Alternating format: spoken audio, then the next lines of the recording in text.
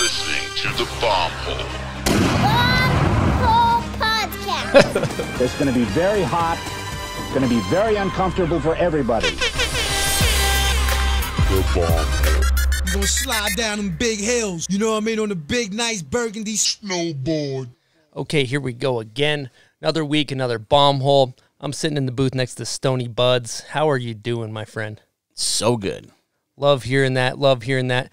This episode is very near and dear to my heart because I have a close friend of yourself and mine, Budz, Mr. Joe Sexton, in the booth. Thank you for having me. What's going on, Joe? How are you? I'm great. I'm excited to be here. I'm excited to be in the booth and be in Salt Lake City and snowboard a bunch, and it's been a really fun trip so far. Beautiful. Yeah, Joe's been crashing on the couch, doing his normal thing. It looks like a goddamn bomb went off, board bag, shit everywhere. I'm trying to live to the bomb hole, Dave. Created your own bomb hole? Yeah, I created my own bomb hole. Yeah, he really likes to... make myself at home. Make himself at home. Well said, well said. Well, let's dive back. One thing, you know, everybody knows you as Joe Sexton, the pro snowboarder, and you started your own company, you know, Public. But one thing that's absolutely fascinating that a lot of people don't know is that you have a twin brother. And now your twin brother, Dan, played in the NHL, and he's a pro hockey player, pro snowboarder. Other brother's a pro hockey player. Let's talk about that. Yeah, I mean, it's pretty wild that he has gotten to where he's gotten, because I remember as a kid, we were both, you know, 7, 8 years old playing hockey, and it was like mites and squirts and all these things. And I was tripped because like he had to be that persistent from squirts and mites to the NHL. Whereas like I kind of bounced around, like played other sports, got into other things, and then kind of found snowboarding around 12, 13, and then maybe got to where I'm at. He had to be that consistent that whole time, making that A-level team, then high school, then college. And the cool thing I remember is every single step, every one of his coaches was like, well, that's it. You're not going to play high school. Plays high school. You're not going to make varsity. Makes varsity. Well, you won't play college. Plays college. You're definitely not going to play in the AHL. Goes to the AHL, and, well, that's it, because there's no way you're making to the NHL. No one does. And then you get signed to the Ducks. So it's cool that he was told he's not going to make it every single step of the way, and he did. So it's really, really impressive for me to just see that. It was cool. Well, you think that pushed him further? Yeah, for sure. He was always going to be too small or too this. And, you know, the NHL, they want bigger guys. And he's just like, well, I'm going to show him. And it was cool, even for me as an outsider, I just kind of hear these steps he's making. And we weren't always talking about each step. I'd just be like, oh, cool, he's in the AHL now. And when he signed with the Ducks, I was like, oh, that's a big deal. But it was cool that he just didn't even let that shit affect him. He was just like, well, I'll do it. I'll show you. Makes you work harder, right? Yeah, and he did. He was small, but he did it, and it's really impressive. Well, one thing I want to talk about is your dad, Shake Tiller. Let's give him a little air horn. Yes. You have a great impersonation of every time, you know, they would put him on the bench, and then Dan would go in and play well. Can you kind of just paint a picture of what your dad's like watching a game when your brother's playing? Yeah, it was pretty much in the recliner, vodka soda deep, and just not like almost like he might as well be on the bench with the team. He's yelling at every other player and sort of like calling plays from the comfort of his own home.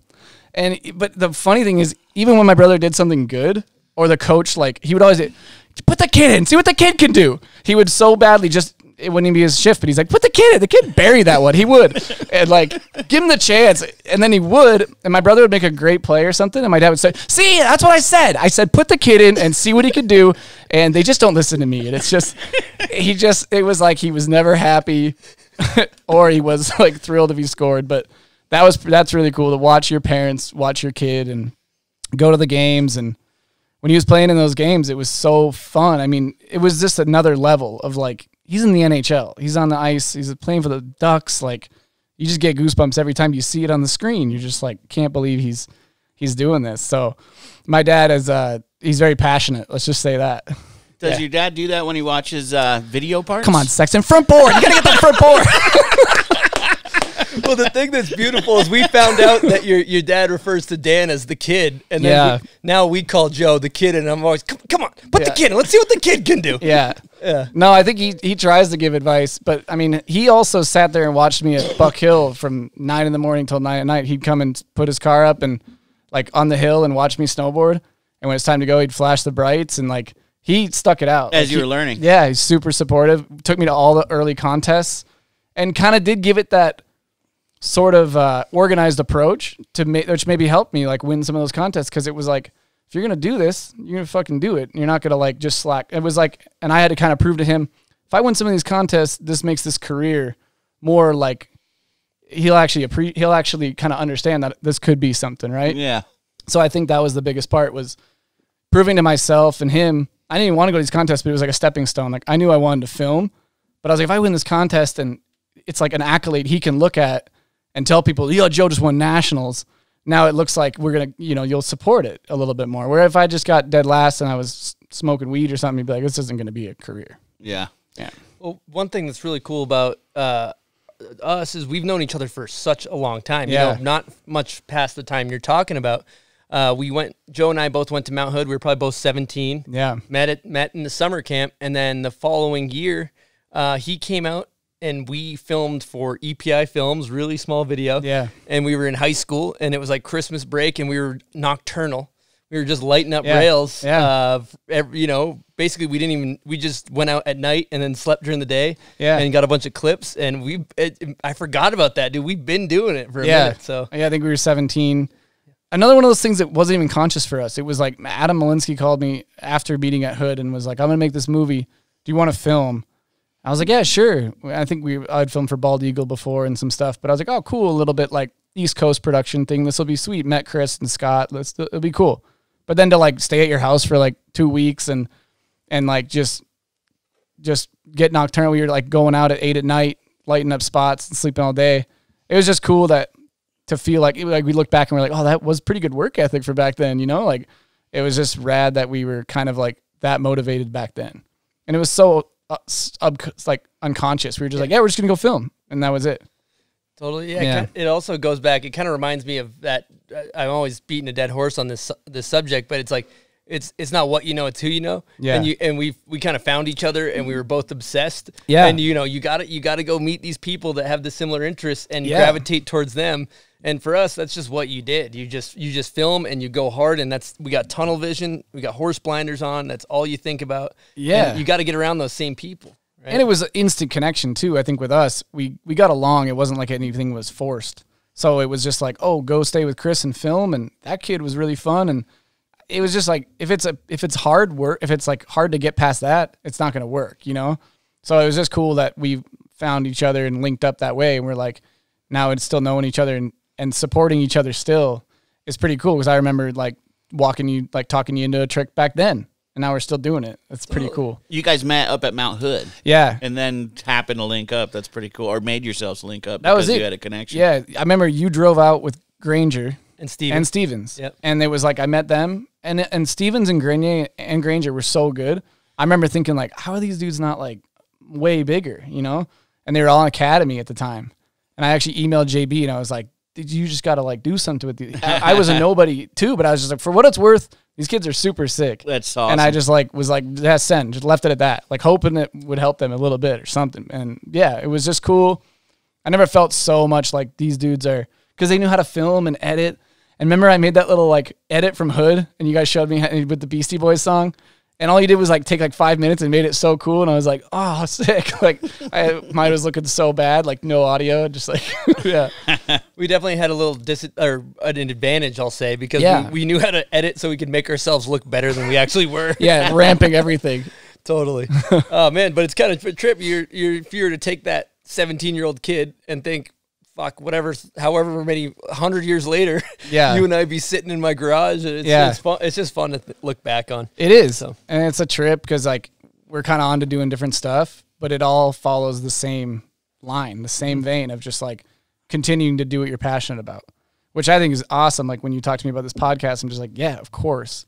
And then you take that same effort and put it into something like this, the same way you put it into your snowboard career. And like, look what happens. It's super successful. So it's really cool. Thanks, Joe. I'd like to talk about one pivotal moment in your career from us being on the sidelines watching you. We were trying to do our thing, make it or whatever you want to call that.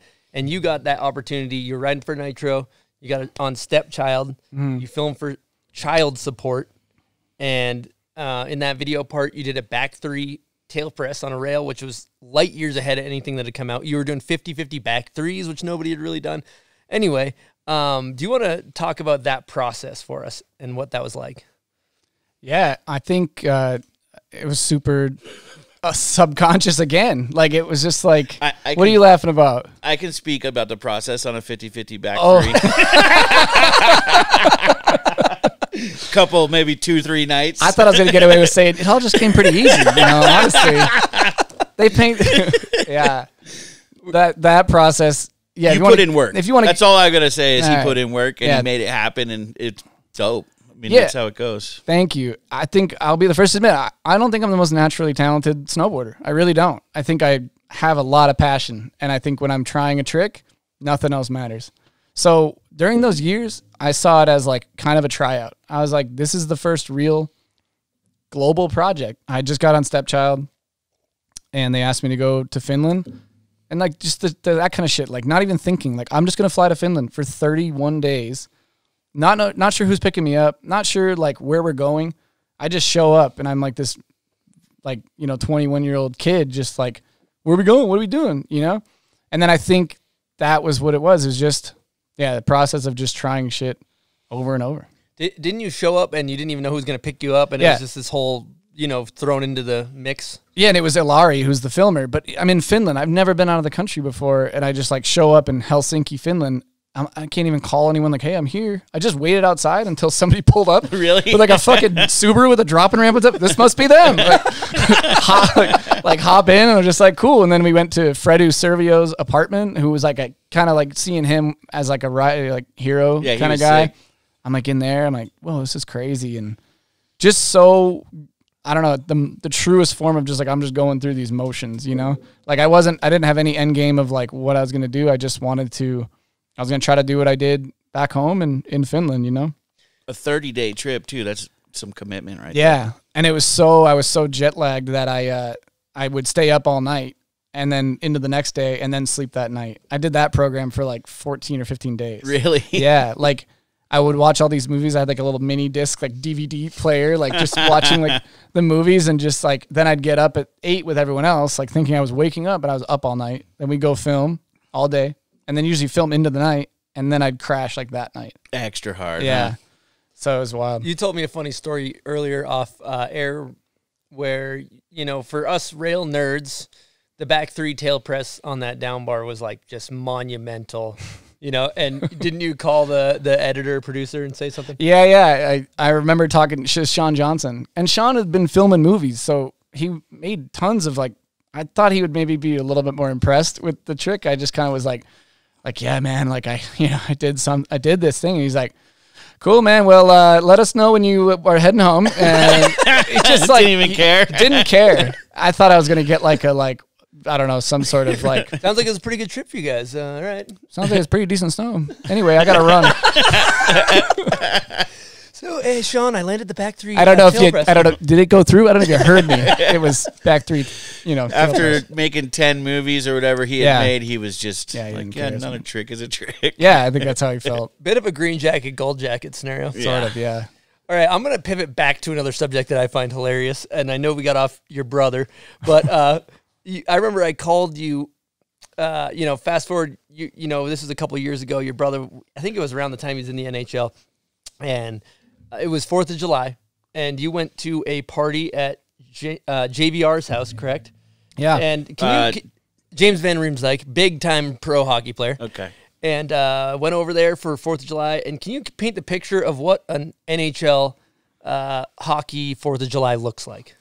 Yeah, I mean, it's hard to believe. But I think my brother invited me over. Come on, it'll be fun. Like, I'm picturing, like, a little get-together. And it's like, these guys are big money, like lots of shit. And the house was giant. And you walk in, and you just see shirts off. Just every hockey butts walking around everywhere. Just like jersey shorts on. But then he shows them like the gym room, and then they all got to like bench press each other. But my favorite part was they were playing beer pong, and then before they played beer pong, they did the national anthem. My brother had like the hat over his chest. He's kind of bouncing like pregame style. Weren't they chugging like vodka Pedialites? Yeah, vodka Pedialites. Really? Yeah. But they're super nice dudes. That guy was super fun, and it was like it's just funny to be a snowboarder in that because you're just it's such a different world. Such a different world. Yeah, they kind of got some good moves though. Yeah, Vodka Pedialyte. Vodka Pedialyte's a good move. That's a smart move. That's preparing for your next day. Yeah. I've tried it for me. It didn't really. But you're still wicked hungover. Yeah. If you chug a bunch of vodka, you're still banged up. It still hurts. Yeah. But they don't really stop till the eyes start to go in the back of the head. Then it's time to maybe call it a night. Well, let's keep it moving here, and we're all over the place. We don't really like chronological here. We just kind of go where it takes us. Yeah. But one thing I never realized till recently, you are one of the few people that have legitimately turned down an energy drink sponsor. Red Bull, right? Yeah, yeah. Can we talk about that? Yeah, sure. I probably look like an idiot now, turning it down. Hey, what an idiot. Yeah. Good. More for me and you. Good. Yeah, I think it was at a time where it wasn't even like a conscious thing again. Like I wasn't like, I'm doing this to send a message. I think I was at a different part in my career. The sponsors I had, I just didn't feel like it lined up. And I think that I didn't really want to promote something like that, whether it was very like obvious or not. I was happy with what I had with 32 and Stepchild and other sponsors, and they kind of also expressed like interest in maybe saying it wasn't the best idea. What year was this?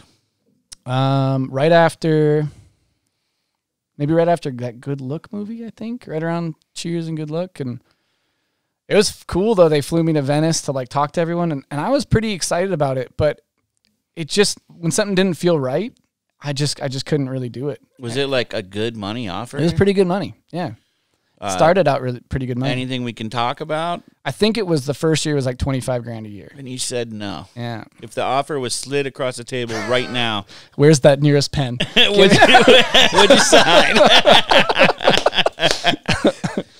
I don't know. I honestly don't know if I still would. I don't know. I think things have changed a lot in my career and where things are at, and like, I think if it lined up and maybe they're going to support a project or something like that, it'd be different. They do support good projects. They do. Yeah. For sure. And I think, people that do those deals are not stupid either. So yeah. I honestly think it has to just line up with what you believe in and what you want to do. Like there's people who do it and own it, and it's great. And they drink the shit Especially if you have too. an expensive project too, and it's like, how else are you going to make this happen? I can see you, one of those big Red Bull helmets at Trollhagen, no goggles. Just kind of big hood over it. You can't tell, can you? Somebody's got to make. Dude, someone just needs to own that. And Tommy, can you, if I look this way, does it look like a helmet? Be honest. Someone needs to just own it and make Spaceball style helmets that you actually sick. Ride. Yeah, that would be tight. Just oversized. Oh God. No, I think, and I appreciated the offer. I thought it was cool, and I don't think I have any regrets for not doing it. But it wasn't right for me at the time. Dude, that's cool. Yeah, my theory. I've said it a bunch of times. Like people talk shit on energy drinks till the contract slid across the table, and that's 100% true too. And I think that is. But you're really kind of throwing a wrench in my statement. I've been. saying Yeah, he's someone who actually was slid the contract, slid it right back. Yeah, I'm sure they were pretty surprised too. I'm like, whoa, no one does this. Yeah, and it was like, again, it was just kind of keep it moving. I was like, this maybe isn't right for me, and then that was it. It's cool you identified with that, though, and made that decision. And otherwise, you could have been conflicted, and it could have affected your for sure your riding. And that's the thing about like not having really regrets. Like I could have looked down and maybe seen that sticker, and it would have changed my integrity of what I thought about myself as a snowboarder, and you never know what that could lead to. Yeah, I could have maybe never started this brand because of that, and I could have maybe never got this other deal that came along. Like, I can't really live with like a thought of like, oh, like I blew it, or what would happen if I did. Yeah, it could have been good, it could have been bad, but it is what it is. I think you made the right call for you. I think so too. Let's run back to child support. Yeah. And so that comes out, and it almost seemed like overnight you went from kind of, I don't want to say like a relative nobody, but you kind of an am to just a household name in the scene after that part. Do you want to talk about that? That was really cool. I remember skating, and Sean Johnson called me, and he's like, "Oh, Joe with the opener," and I thought he was kidding. I was like, "Hey, what?" Like kind of skating at the skate park, like hung up the phone, like I think he just said I have first part. As I remember being like kind of not believing it, and then it was so different. DVDs were a thing. Like there was premieres. Like it was such a different thing back then. I just remember being like, I worked so hard that year and like broke up with my girlfriend, just the whole like all in, you know, I'm like, I'm traveling so much. I'm all in. This is my first shot to kind of show who I am as a snowboarder and what I like to do. And it felt like a cool expression of like, this is what I want to show people my snowboarding is. And it felt like it was finally on a stage that was like maybe going to be seen. Right. So yeah, it wasn't as much like about like overnight success. It was kind of like a goal of mine. All right, cool. I filmed like a big part in a big video and kind of did it the way I wanted to do it. And yeah, I was really happy when it came out, and it was cool to get that reception for sure. I still am though too. So it wasn't like I turned pro or anything. It was just that part came out, and I remember thinking like, cool, like on the, like a next video part. Like it was pretty, but it was a really fun time. Yeah. And then shortly after that, you kind of got taken under the wing of J.P. Walker and Simone Chamberlain. Yeah. And cruised around with those guys. And yeah. Did you learn a lot from osmosis from those guys as far as like how to be a pro? Absolutely. Well, before that, not even before that, at that same time, we were going on trips, and it was like Jeremy Jones, Seth Hewitt, J.P. Walker, Simone Chamberlain. Yeah, crewed up. Just talk about like being in that position as a kid. Like JP technically, that was in my stocking when I was a kid.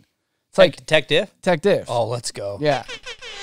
Yeah. Shout out to Tech Diff. So I'm strapping in next to this guy, and it's like just surreal kind of, you know? But beyond like that, I did learn so much about how to be a pro and how to carry yourself, how to build shit, how to take care of your body, like all these things. And I was pretty like anti at first, but learning that over time has helped me a ton. Just seeing how those guys operate, because they were treating it like a job. And they were making good money. Like I was starting to make pretty good. It was like time to take this shit serious. And it felt kind of cool too. Like in the winter, this is what we're doing, you know? So they took me under the wing and really showed me a lot for sure. Well, that's beautiful. While we're on the subject of video parts, I think it might be time to pivot into a little section of the show called Name That Video Part. Uh-oh.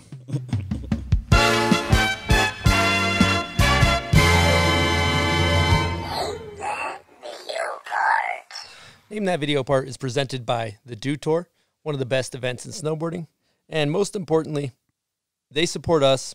You should support them. Without them, this podcast probably wouldn't be possible.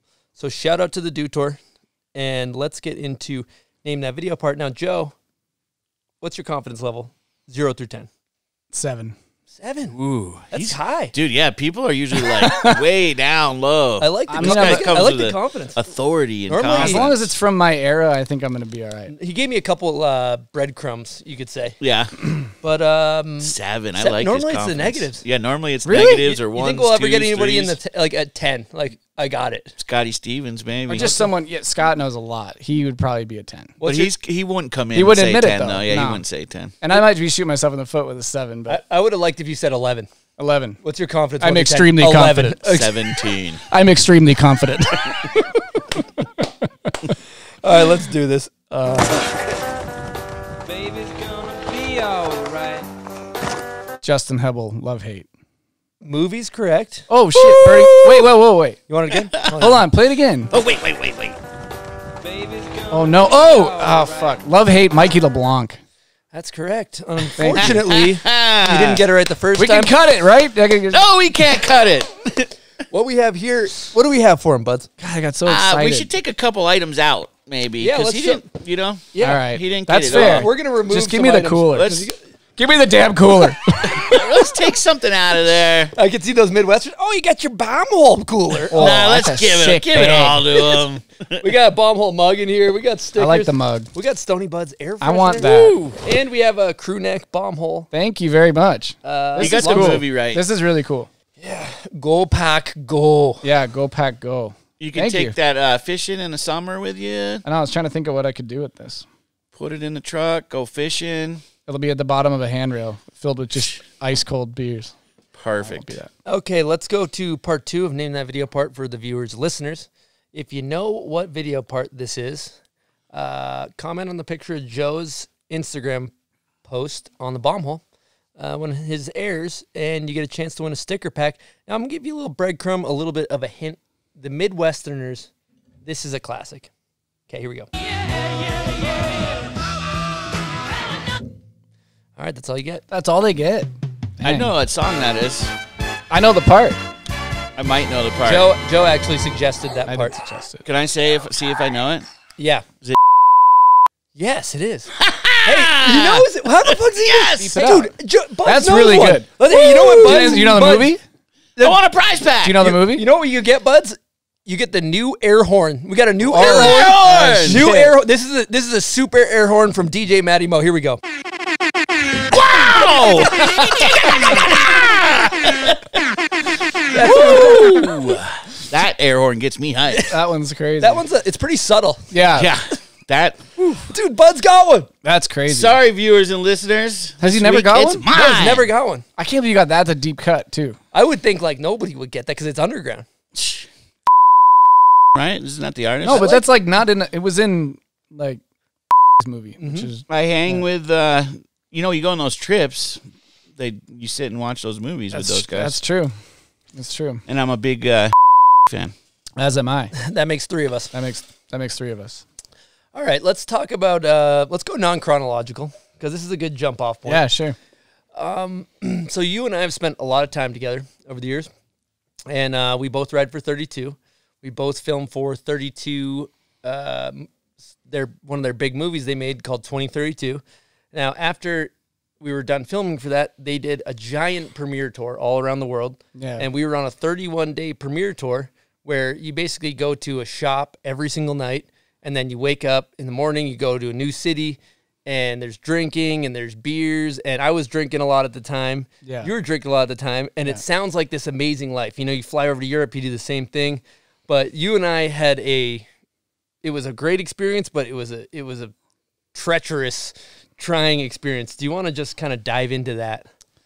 Yeah. I mean, I think we both, when Cook was like, you're going to go to Europe, and it's just going to be you and Grendy's. And I was like, oh, cool. How long? He's like, 31 Well, days. there's just the two of you? It was just me and Chris. We were on, like, we met up with the Euro team in Europe, but for the first Midwest half of the leg, it was just me and Joe. So we started out in Minneapolis, and like my whole family came, and Chris and my brother were doing push-ups shirtless in the bar. Yeah, we were having a good time. That's how it started off. Like, it was in Minneapolis, like the first night, and we got like turned up that night. And then we went to Milwaukee, I think, then Chicago, and then Europe.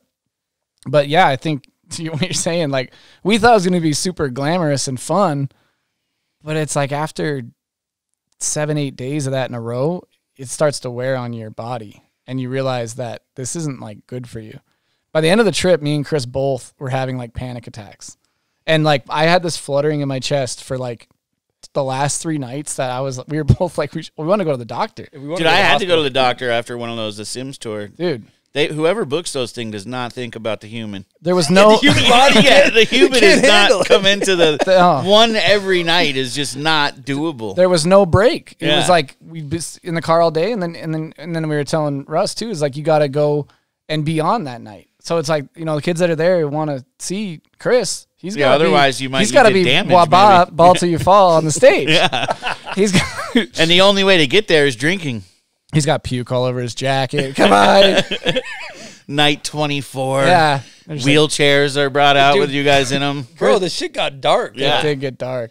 Yeah. And there was one point we were in Europe somewhere, and I was having like a panic attack, after drinking because the thing is, this, your life's so hard. Yeah, like, granted, sure, in hindsight, if I go back and I was like taking care of myself. Yeah, it trying would have been a lot. But like, we were young and just hammering beers. And when you're hungover, the great way to cure a hangover is to hammer more beers. Yeah. So that was our cycle. So by like day 8, if I didn't drink, I would be shaking because I drank, you drink 30 beers like every day or whatever it is. And you start early, too, because you don't have a choice.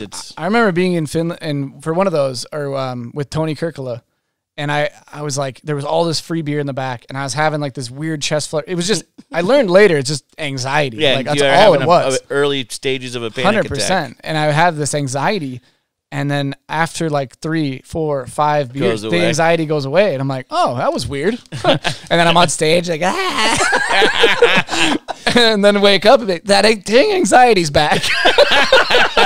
4 more beers. Oh, okay. Yeah. Feel great. He wasn't doing drugs. Then you take me out. I was sprinkling in like drugs, and, Yes, and he you got were. to see my dark side. Yeah, I don't do drugs, but I remember being in Milwaukee. This is like day 3, and we go to get dinner with Ryan Bachman, who's the 32 guy. We just went to get dinner, like get in late, 7 o'clock, have dinner, have one beer. Chris is all it pacing. takes. Chris is pacing the restaurant trying to find cocaine. I remember thinking in my head like, that is not a good. That's Especially like, for day 2. it was. He got in a sketchy car and just drove off. Yeah. I think he left his phone. We're like, where'd he go? And it took like 2 hours, and he comes back and he's got what he wanted to get. But we were just like, I was like, holy shit! Like I felt really. Were you the only one partaking? At that time? Yeah. So, I mean, now That's what now led It just Chris- wasn't even a party night. It was like Yeah. the start. We were like, Yeah. let's go. Yeah. And That's what led to Chris quitting, you know? Yeah, now I'm sober. For and, sure. And but yeah, you got to kind of. I had a drug problem. You have for to sure. identify if- and I had yeah. a drinking problem, but while we were there, dude. I mean, I don't want to like. We went to a Green Bay Packers game. Yeah, like, and like there was- hearing those guys like go Pack, go. Like we were just shit faced. Like there was. I don't want to make it sound like I had a drug problem. I was doing a lot of drugs. Luckily, like I found my rock bottom. And if anybody's struggling On that trip? that led to a lot of other things because a result of that trip, my significant other at the time, I mean, things got out of control. I'm not going to get into details. I ended up leaving me and all these things, right? So the result of my actions, I was hurting people around me and lots of other things like that. So we don't need to get on that subject, but if you're having a hard time struggling with it, you can find me on the gram. I'm always happy to talk about sobriety and been there, but like at the end of the day, we did have fun too, like getting shit faced at the Green Bay game. But go ahead with all that shit was fun, and to what you're saying is like, I know I've told you this before personally, but I'm really impressed with yourself and how much you've done a life change, or to use your word, pivot. life pivot. But you did, like, you just talk about that trip we were on and how his mindset was then, and then when the rock bottom thing happened, how much you changed and like changed everything around you in a big way is not something a lot of people can do. And I think a lot of people try to blame outside things, and you blamed yourself and you took accountability. And I just really, really respect that. Thank you. Now you're what, 4.5 years? Yeah, 4 years in October, so it'll be just a little over 4. Yeah. It's really impressive. Definitely impressive. No, I got a drug problem. I can't find any drugs. Just kidding.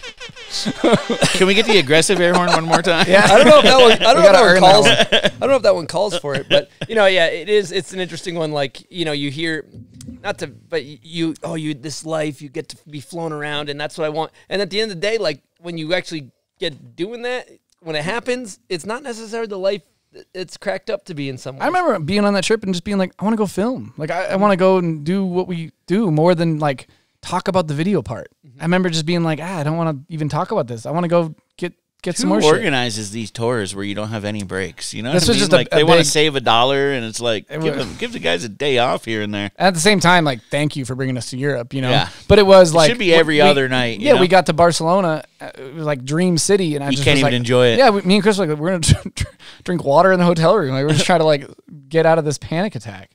But So it was maybe wild. just a couple days too long, but other than that, it was incredible, and we got to like know each other really well. You travel with someone that long, and fuck, it made us really good friends. How come they didn't throw the rest of the team in there? You guys were the Everyone only did ones different down. legs.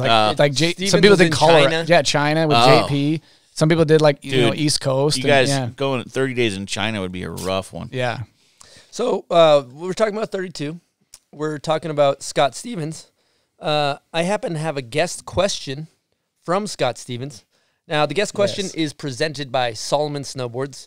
One thing I want to talk about with Solomon is their district bindings. Now, a couple of public riders, Joe's company, Kreger, Ben Bilodeau, they ride the district bindings, and they seem to really like them. I personally really like them. They have a soft heel cup that kind of molds to your boot. But if you're looking for some bindings, the Solomon districts are great. They support us. You should support them. Now let's get into the guest question from Scotty Stevens. Here we go. All right, Joe. I have a strange question because this one's kind of geared towards me, but I think you guys will have fun with this. So, remember that water shoot we went on, and the hair and makeup chick that was doing my hair and makeup? Sounds crazy, but this actually happened. You want to bring that up again? Can you elaborate to Chris and Eastone about like how much I got my foot caught in my mouth properly? Because this will be funny to hear from your experience, because I know it was saying the word cringy's cringy, but it was a cringy. It was pretty bad on my part. But I wish I was there to defend myself, so kind of throwing myself. How much more rambling we got? You guys are gonna have fun with this. Oh, that's Is he going to start talking again? yeah.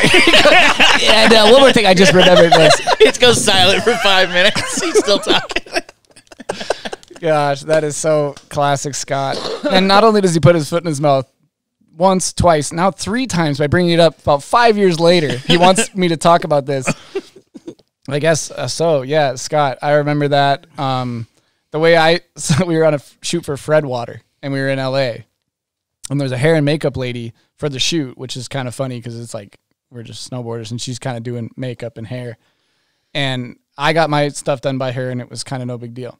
She, the lady had stomach surgery, so she was kind of like feeling her stomach a bit, and just kind of like, and it was kind of like she was like kind of doing that a bunch, and I noticed it, and I'm not like Scott, so I didn't say anything. But Scott gets in there, and instantly he goes, "So when are you due?" Oh, no. And she goes, "What do you mean?" He's like, "You're pregnant." And she's like, "I'm not pregnant. I just had stomach surgery." And he's like, "So, okay," like that. So instead of that and just being an awkward exchange between the two of them, now for some reason I'm next to him with her again. And he goes, "Joe, you're not going to believe what I said to her." And I'm like, and she's listening? and she's right there. And He didn't know she was right there. Right? He did. Oh, he did. He knew he was just so like, yeah. And he goes, he's like, I asked her if she was pregnant, and I'm just like, okay, like, what do you want me to say to this? And she was just like, there, like, why are you bringing this up again? It was just such an awkward thing, but it's so Scott. And it reminds me of the time, I don't think anybody knows this one, but there's another foot and mouth one. Sorry, Steve's going to throw you under the bus. We have a meeting with Cook about 2032. You heard this one? No. You go to Mammoth. Cook pulls like me, Stevens, a couple other guys aside. Just so you guys know, we're going to do this team movie. Some guys aren't going to be in it, so let's just keep it low key, but we wanted to tell you guys there's going to be a team movie. Keep it between us because there are going to be people here that may not be a part of it. Got it. Great. Thanks, Cook. I'm just going to say it. John Cooley walks into the room, and he goes, "What's up, guys?" Scott goes, "I'll tell you what, I'm just fired up about this team movie we're going to make." He just instantly, and it's almost like he says it, and he's like, why did I say that? Like, he's just like, John's here. John, don't say it. Don't say it. It's a team movie. So that's just so Scott. It really is. He's the best. I love Scott to death. Oh my good Lord, that's funny. But we on that Europe trip, and he's doing this interview, and Chris is like, he's about to give this kid money out of his wallet. He's just like, he's just so. What do you need from me? I'll tell you the prime example of Scott being like such a yes man. We've been we'd be signature pros at Hike Cascade, and they do like a game of skate with all the campers, right? And we'd run out of product, right? And Scott would eventually just start giving them money out of his wallet. Really? Just text me after this if that's not enough. But I could do more. I'll Venmo I can run to the ATM if that was a great kickflip. Do you need another 20? Scott is so incredible. What a great guy. While we're on the subject, you two, I wasn't there. Can we talk about a Stonie Budz story from an Oslo What? trip? Yeah, please. Let's do it. Me have stories? I mean, I don't even know where to start, but just waking up to you sleepwalking and making coffee that was like coming out of the coffee maker. You're just like wasn't I trying to brew a 40 you were ounce trying latte to brew, or something? yeah. You had like the filter in the coffee, and you're just like, and it was all the coffee was like dumping over, and then you grabbed like a vase of water, and I think I was like, Keystone, like, what are you doing? And you're just like, yelling about something, and I was like, what is going on? Dude, you were jet lagged or something, but and then JP was like, Stone's up to no good, dude. Like, I do this sometimes. My chick has crazy videos and like audio of me talking in my sleep, walking around in my sleep. That's incredible. It's like Step Brothers where they're stuffing shit in the oven. Yeah, no one wanted to wake you up, but I was just like, I actually do that. Yeah. It was crazy. I got another good Stonie Budz one from Quebec, actually. He did a sleepwalk. Well, I believe you woke up in the middle of the night and chugged a bunch of milk and ate some berries because there was like a gallon of milk and some berries on the counter. And then you were all like sick from, I mean, I think you're not supposed to drink that much milk as a person. And then in the morning, you woke up, and what happened in the morning? Didn't you like? I fell down the stairs. You had to throw up. You had to throw up, right? I had my long underwear got stuck under my heel on these wooden stairs. Dude, and I remember there was one point where you had to puke or something, and you're like, bathroom, I need a bathroom. Everyone was in the bathroom. And then Worm's upstairs. He goes, everybody needs the bathroom, bud. And you're like on the verge of puking. Holy I had to shit. fall down the stairs, puke in a bucket. Oh my Hey, who god! got you I was out I got for you the that day. bucket though. I got Yeah. your back on that. Long underwear wedged under the heel. My chick is so used to me talking to my sleep. It's just like she doesn't even like. It's not a thing anymore. She's just used to it. You need sleep tape. She's learned. Oh my god! Dude, she learned that the best thing is not to engage. Yeah, that's smart. Yeah, That's because smart. then I'll just go back to sleep. But if I get engaged with, it escalates. Yeah, I don't think we engaged with you, but I was like, I get tripped out by that stuff because it's like weird. a weird, like freaky thing, and I remember just being like, oh, like It's weird. yeah. Well, you got to try what this guy's on. He's on a very progressive. He basically let me just tell you what he does. Actually, this is fucking ludicrous. You wake up in the morning and you're like Joe, what's up? He's like, "Rrr." I'm like, what? He's got his mouth taped shut. He tapes his mouth shut to go to sleep. Yeah, Why? Me and my brother both do it. My brother saw a trainer of his that told him to do it, and I tried it, and I liked how good of sleep I got. There's a bunch of science behind it. You can go to consciousbreathing.com. I'm not sponsored by them. Consciousbreathing.com, is that real? It's real. And Okay. it's just like your cells rebuild. There's all these things. They talk about if you're breathing through your mouth for a long time. I mean, people do breathing exercises, right? Like through your nose for 20 Yeah. minutes. Think about 9 hours. You just did it for 9 hours. What are you talking like? Yeah. It's duct sleep tape, It's basically basically? duct tape. It's sleep tape. You just go like this, and then you just breathe through your nose. There's times during the day where I wish he had the duct tape on his mouth all day. Dude, my wife's going to want to get me up in some of That's that so the I thing. can't talk. Yeah. It'd just be. She'll end up tying me down Yeah. so I can't get out of the bed and some sleep tape. We're Yeah. good to go. No, it's crazy. I mean, people can look it up. It's definitely. We'll put it in the show notes. it's progressive, I but got a photo of him too. I'll drop it on it's there. pretty interesting. Yeah, it's pretty funny. But Did you walk out not knowing about it and this guy's just mouth I is think we taped talked shut? about it before, and I said something about it. So no one would think I it tried was to. Yeah, I something tried weird to. going on. I tried to. You're all trying to look at the Yeah. photo. So we're gonna get into a new section of the show. Are we going Resi? This is what we're gonna call Resi talk. Okay. Yes. For those of you who are not familiar with a reservoir tip beanie, aka a Resi beanie, Budz and I, we love a good Love 'em. Resi. If you're listening, the gnome to the left of Budz has a gigantic Resi. So I think it's comes from a reservoir tip of a condom. How there's a little excess. So we're fascinated with Resis, and I would say this is almost. For the listeners, we're looking at a picture of Joe, and it's like a Hall of Fame caliber Resi tip. And that's real, huh? Yeah, That's not all that's real. sky high. And, That is not for the all record, I'm not proud of that. So Yeah, you don't like He's the got the, Resi he's, tip. he's got the anti-Resi beanie. I'm not going. proud of that one. But Chris, for a while, Chris would just send me that every 4 months. I'd get a text of that, and I'm just like, okay, great, yeah. I don't- mean, I don't know you what could to have say. folded it, but you didn't. You know what? It is folded. Oh, That's the scary part. Dude, that's yeah. a great hat right Yeah. there. That because if you unfolded Just, that, it would be you really like- just need that just to ruin a clip for me. I'm just like, God. Well, part of me almost wants to just grab a tape measure and see what we can get. Like So what kind tall. of height we're looking at. It's so tall. It looks crazy. So, but for a while you were into Resi tips, huh? I was never super into them. It just happened. Yeah, it's like you're just riding and the thing just starts going up. Some beanies, yeah, they start to stretch, elongate. Yeah. I think that's one of those taller ones that you roll and then the roll it just goes up. Yeah. You have a serious anti-Resi tip blocker going on right now. Yeah, this isn't going Yeah, up. that's not This going to isn't go going up. anywhere. I've noticed let's talk about the Vans video. They have a strong anti-Resi stance in that video. If you have a reservoir tip, you're not going to get a part in that video. not getting on no matter Vans with how Resis. good your riding is. Yeah. Yeah, I heard Cole's last trick. He had Tanner cut it, made him refilm it. because he had a Resi tip. Yeah, it's pretty hardcore, man. They sit you down day one, and they're like, "We catch you with a Resi tip." Yeah, it's actually in the contract. That's strike one, son. You Two want more strikes, you're out of here. The fold where it's well above the ears. Joe's actually wearing kind of one of those anti-Resi to combat the Resi. We went out to dinner with him once in Helsinki, man, and It just reminds me of like Austin Granger landing headwear hat. what a big. He had a great. Chris, he had Austin Granger had this UF was coming a landing head where they only made like giant Resi tips, and he was single and he was like seeing Chris is like, how are girls even talking to him with this hat on? That's what Chris He's wearing said. like a lime green Resi tip. I remember that hat, dude. And Chris is like, how are girls even talking to him with this hat on? I can't even look at him. It was insane. I remember that hat. That was a memorable hat. Landing Honestly, headwear. I almost want to track a couple of those down and grab them. Yeah, dust those up.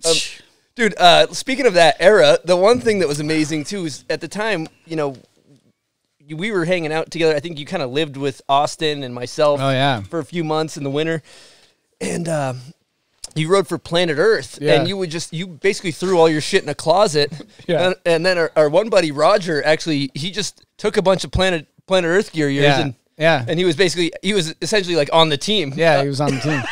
I think I left a bunch of stuff, and I just saw him with like all my jacket and pants and like stickers on his board and stuff. I was like, okay. So I got a Patreon question kind of around this. Oh, cool. This topic. Is this so they know it's me and then they ask, or no? Yeah, they know that you're the guest. Oh, cool. Yeah, Sweet. So this question is tailored to you. Oh, cool. Tailored. This one's actually from Jason Newman. You know who that is? Yeah. That's Honda. That's Let's give him a Honda. super air horn. Yeah. He gets one. Whoa. Yeah, Damn. that's for Honda. Wow. I'm a little nervous what Honda's got. It's kind of a lot of questions filtered into one. I don't know if I was going to just ask you one of them. I'll just read it all. Yeah. So, what was the weirdest thing Joe witnessed when he lived with Austin Granger a million years ago in Utah? Does he even remember that time? Then he goes on and kind of asks some more questions here. What about the main difference between filming for FODT and MacDog? Or anything about filming It Ain't Easy? If that squad was put together now, it would be all-star. But in that time, it was fresh and new. Be cool to hear Joe talk a bit about this stuff. By the way, this is Hondo, he said it. So I don't know, there's a lot of questions. I guess just tackle. Yeah, I guess the first one, the weirdest thing we saw is, remember Granger got like Red Bull Flow?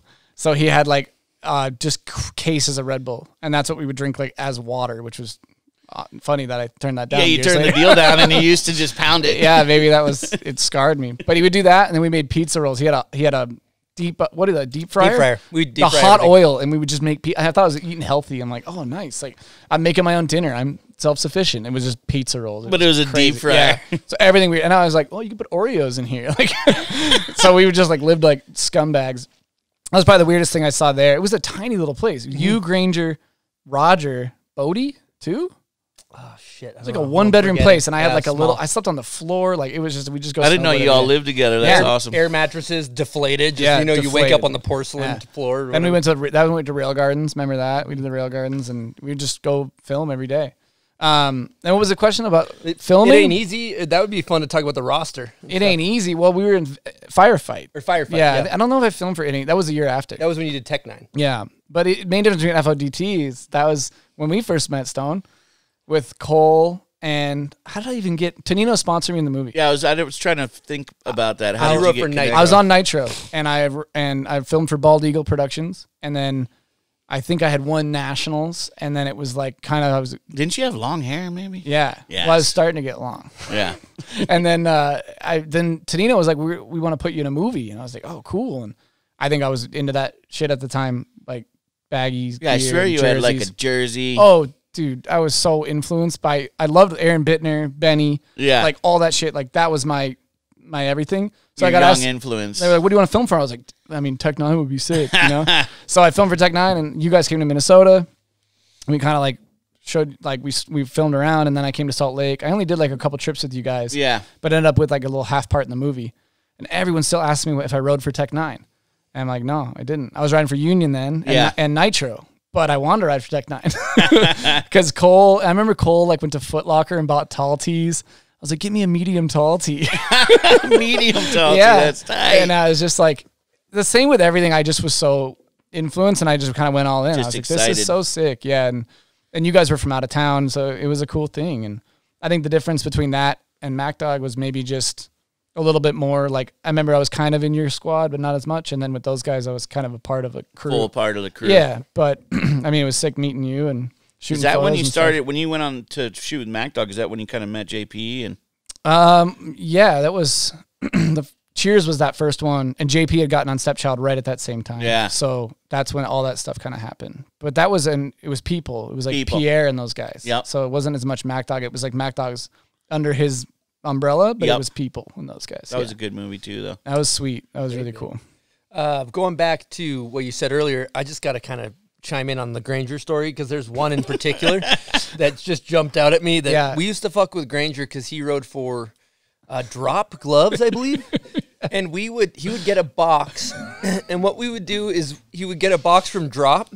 We would open it up, take all the new Drop gloves out, and then put old used Celtec gloves in the packaging, tape it back up, and then film him as he opened it, and just watch utter confusion. Just being like, what is going on here? Oh, that's so good. You guys really did that. Dude, we'd watch him open it up, and he'd just be like, dude, what the fuck? They sent me used Celtec gloves.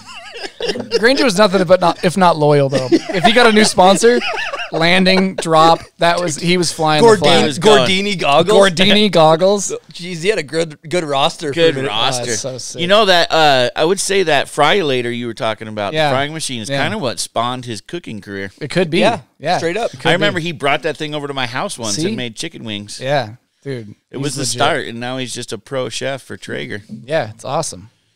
It's definitely I haven't seen awesome. him for a while either. Missed that, dude. I saw him at Brighton. He's up there cooking he's with the other Scott. day. Yeah. Yeah, Doing this. I know. Hey, I got another Patreon question Let's for hear you it. while we're Yeah.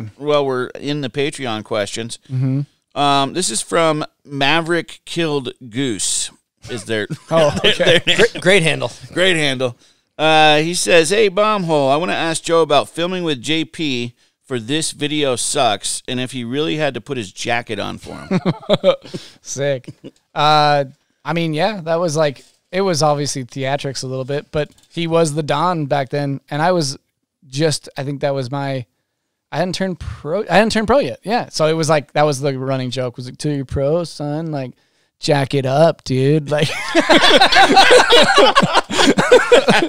so Uncanny impersonation. Yeah, that was that's good. pretty much every spot. He's like, Don's tired. Where's my coffee, dude? So I think it was just kind of a running joke. It's obvious you spent a lot of time with him. You sound yeah. just like him. But I fed into it too. I loved that. I Yeah. loved the dynamic. Like I was very like, respect your elders, and he paved the way. I wasn't, it was funny to put the jacket on him and shit like that. But on a more serious note, he, like I said, he showed me so much and taught me so much. Yeah, so it's kind of worth it, right? Totally. Yeah. So I think like all that stuff was funny, but it was still like, it came from a place of like, I'll put your fucking jacket Respect. on. Like, Yeah. you know what I mean? So I think that was, those were cool times for He sure. is the Don, and he's offering you knowledge. So, I mean, Yeah. why not make the most of it? Yeah. And just, if that's the first thing you see when you start snowboarding, like, and we were watching some of those older documentaries, and there's all this stuff before. I'm like, love that, respect that. But it started right here for me. For you, yeah. So I'm like, this is the dude. And like other people like before maybe like see it differently, but I'm like, that to me, this is what it is. You And know? he's picky about who he likes to hang with too. Yeah, I got lucky with that Yeah. one. Yeah, and He even doesn't for the just, way I was let anyone go in that. dude, and for the get way I was close to him. dressing back then, I thought I'd be shunned. Like he was so all big baggy gear, and that's when I was wearing jeans and stuff like that. And I think he's just like, what are those, dude? Like, but I think he got a kick out of it too, and he was funny about it. Well, going back to like Joe and I, both of our first videos, technical difficulties. So it's the guy for us. But then also traveling the world. We're both on 32. Yeah. We both, fast forward, you watch Tech Diff, fast forward 10 years later or whatever it is, we're traveling the world with the guy that is the guy. And you would do things like, I remember we went to a New Zealand tour. And I was like, JP, play me in pool. Come on, I'm like drinking. I'm being a fucking asshole. Come on, JP, play me in pool. Come on, don't be a bitch. Play me in pool. Whatever I'm saying to him. He's like, fine, dude, I'll play or whatever. He picks up the pool stick, breaks, clears the entire table. I don't even get to go once. Really? And dude, I've never seen anybody do this in my life. And then he wouldn't play the rest. Like he played once, ruined me, and then that and was then that. was it. And so he would do shit like that where you're like, damn, dude, this dude's really That's got why it like he's that. the Don. Goes out on top. Yeah. Yeah. Fun shit. Well, everybody knows you from your video parts and all this crazy shit you've done. What are you on, like 12, something like that? Yeah, something like that. But during the midst of all this stuff, you had a really traumatic brain injury. And I feel like it's been kind of like not talked about. And I've been there on the phone with you through a lot of this stuff and seen the whole process of you smoking your head and then getting better. Do you want to talk about A, the injury, what happened, and then B, the continuous road to recovery from that? Yeah, totally. I'm not like weird about talking about it either, because it's like, it's just something that most people are like, I have so much trauma around it. But I think for me, it just came with the territory. It's like fucked up on a spot, and it happened, right? So I remember we were filming in Minnesota. It was filming for May Day that year, and I was with Jake Kuzik, and he's filming for his Welcome to Vans thing. There's a lot of pressure around like Jake filming his Vans thing, and I remember they were trying to film a line. And I had already had a decent amount of footage, and I was just kind of feeling good. And I just remember trying to get something at every spot. And I wasn't even necessarily into this rail or this spot. I just kind of was like, I just want to keep, every day I go out, I just want to get something. And so I got fired up and tried to do back 180 on to this kink rail, and then I was going to try to switch board side the one beneath it. But it wasn't even like, we weren't filming a line. It was going to be long lens. So it was just sort of like, and looking back on it, like I told Chris, I'm like, even when I dropped in for the one I got smoked on, something felt weird. Like I had moved the ramp or something. I was going way too slow, and I still tried it, back 180 on, and I kind of don't get all the way around. So I go and I kick straight to switch front board. And then the kink is really flat, like really short. So, you hit it and it kind of shoots you out. So I'm doing switch front board. I'm kind of like this. And I'm like say in the clip, I'm like, oh fuck. Cause like I know what's going to happen, but I hit the flat and do like a half front flip and kind of go to grab the bar, cause I thought it was maybe longer. And I kind of go to grab it and miss. And then I do like a full flip, basically just right onto my head onto the corner of the stair. Oh, normally you would kind of catch yourself. You know what I mean? Like if it was long, you could kind of do that and like stop something. Yourself, basically. Yeah. And if that worked, that would have been great. But I kind of went to grab and I just kind of missed and woke up at the bottom of the stairs. Like I thought I was sledding. I don't know if I ever told you that. Nope. I was like, what happened? And then they're like, dude, like don't move or something. And I was like, was I sledding? I thought I grabbed a kid's sled and was on my feet like how you would, and I thought I slipped out on the sled. Oh, wow. And hit my head. That's what I thought happened Were you first. snoring and stuff? Or Yeah, you were snoring. fully out snoring. Full snore. Yeah. Eyes in the back of my head, and I think I might have been bleeding out of my ear a little bit. Oh, I remember hearing you were bleeding out of your So then ear. it was Tanner Pendleton, it was Sam Fenton, Jake Kuzik were there. And I remember like, dude, the craziest was just opening my eyes and seeing the look on their faces was fucked. Like, yeah. They were so concerned. They were scared. Yeah. And it scared you. And then they're just like, so then I kind of get up, and then it's like I instantly, room starts spinning, I start throwing up. And I remember that Arto clip where he does that. I'm like, fuck, that was bad for him. Like, this is going to be bad. Paramedics come, I'm like puking. They're like cutting off all my shit. Just the feeling of like sheer survival. Why were they cutting off all your stuff? Just trying to get me into the, what they cut off? They cut off something like my jacket or something. Maybe just to help you breathe or something. Yeah. And then they were just like getting me in the ambulance. And I remember being in the ambulance, like looking up and just being like, as long as my eyes are open and I'm breathing, yeah, I'm fucking alive. But it was a real crazy moment of like survival instincts of just like, I don't know, can't explain it. Not even a thought of like, what did I do that was so dumb? Just like, I have to survive this. Yeah, you just needed to survive. Yeah. And then the even crazier is Sam Fenton, I drove, and Sam Fenton goes to my phone and he guessed my password. It wasn't 1817. Oh, really? He gets my phone and he just from hanging out with me or something, he just said he just got my phone, took one shot, and it unlocked, and called my mom, and then it was like able to. Otherwise, I don't really know how they would have got a hold of him. That's wild. So crazy. So, and it wasn't 1817; it was like something else. And then so I was like, "What are my parents doing here?" And then the craziest one is being in that room, like after the ambulance. Like I knew it was serious because they're like, "I'm going past the waiting room. I'm going into these like the room, The ICU, and there's all these doctors around." I'm like, dude, and then I fucking come to, I look up and there's a fucking light and it's my mom and my dad. And I just go, am I going to die? Oh, wow. I said that to him. I'm like, you guys, am I going to die? And then their reaction was so much like, it was like a half, they almost wanted to like talk, like they kind of giggled to like kick me out of it. Like you're fine. Like something like that. And then just hearing that, I was like, okay, I'm fine. Yeah. But I just remember the feeling of like, am I going to die? Because you could, like it was fucking real bad. And then what happened is I cracked my skull and I think I cracked my cochlea. That's why I can't hear in my right ear. I'm still deaf to this day.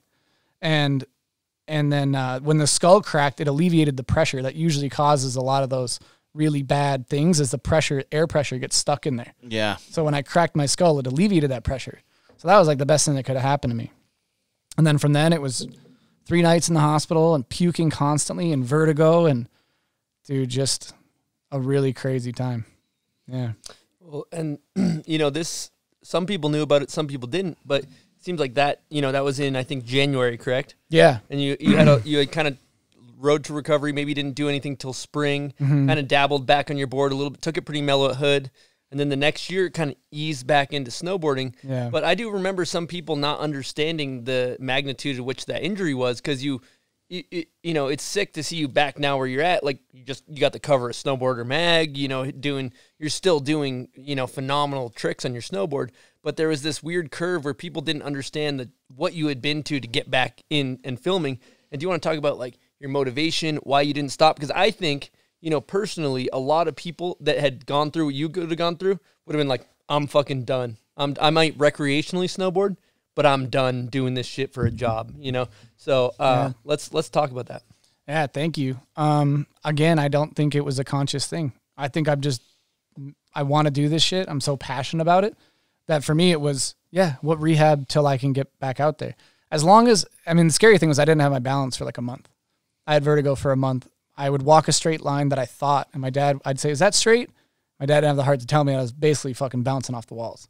But I was trying to convince myself that I'm good, I'm getting better. And the doctors, the dizziness will go away and the hearing will come back and everything will be good. And that shit kind of started to get better. Hearing never came back, which is awesome that I can't imagine having vertigo for a lifetime. Vertigo is like the worst thing in the world. It's basically like the spins when you get hammered, but you're sober and it's just like turns on and the world goes upside down and you start throwing up. But another one of those things where I didn't even overthink it. I was just like, I clicked into like wanting to just get better and wanting to continue what I was doing. And I don't think I ever thought about quitting, for real. Like, it's kind of crazy. And I actually, like, saying it, I'm like, I probably like should have or something, but it was like an injury. And I think I was just like, I don't know, when can I get back at it? Totally. Yeah. Well, let's dive into another subject, because I want to preface this with a documentary I watched, like a 30 for 30 or something like that. And I want to say it was with Ditka. And he basically was saying, he got a lot of concussions playing football. And he was like, if I could go back in time, sure, my memory's a little fuzzy. Sure, I forget things at times.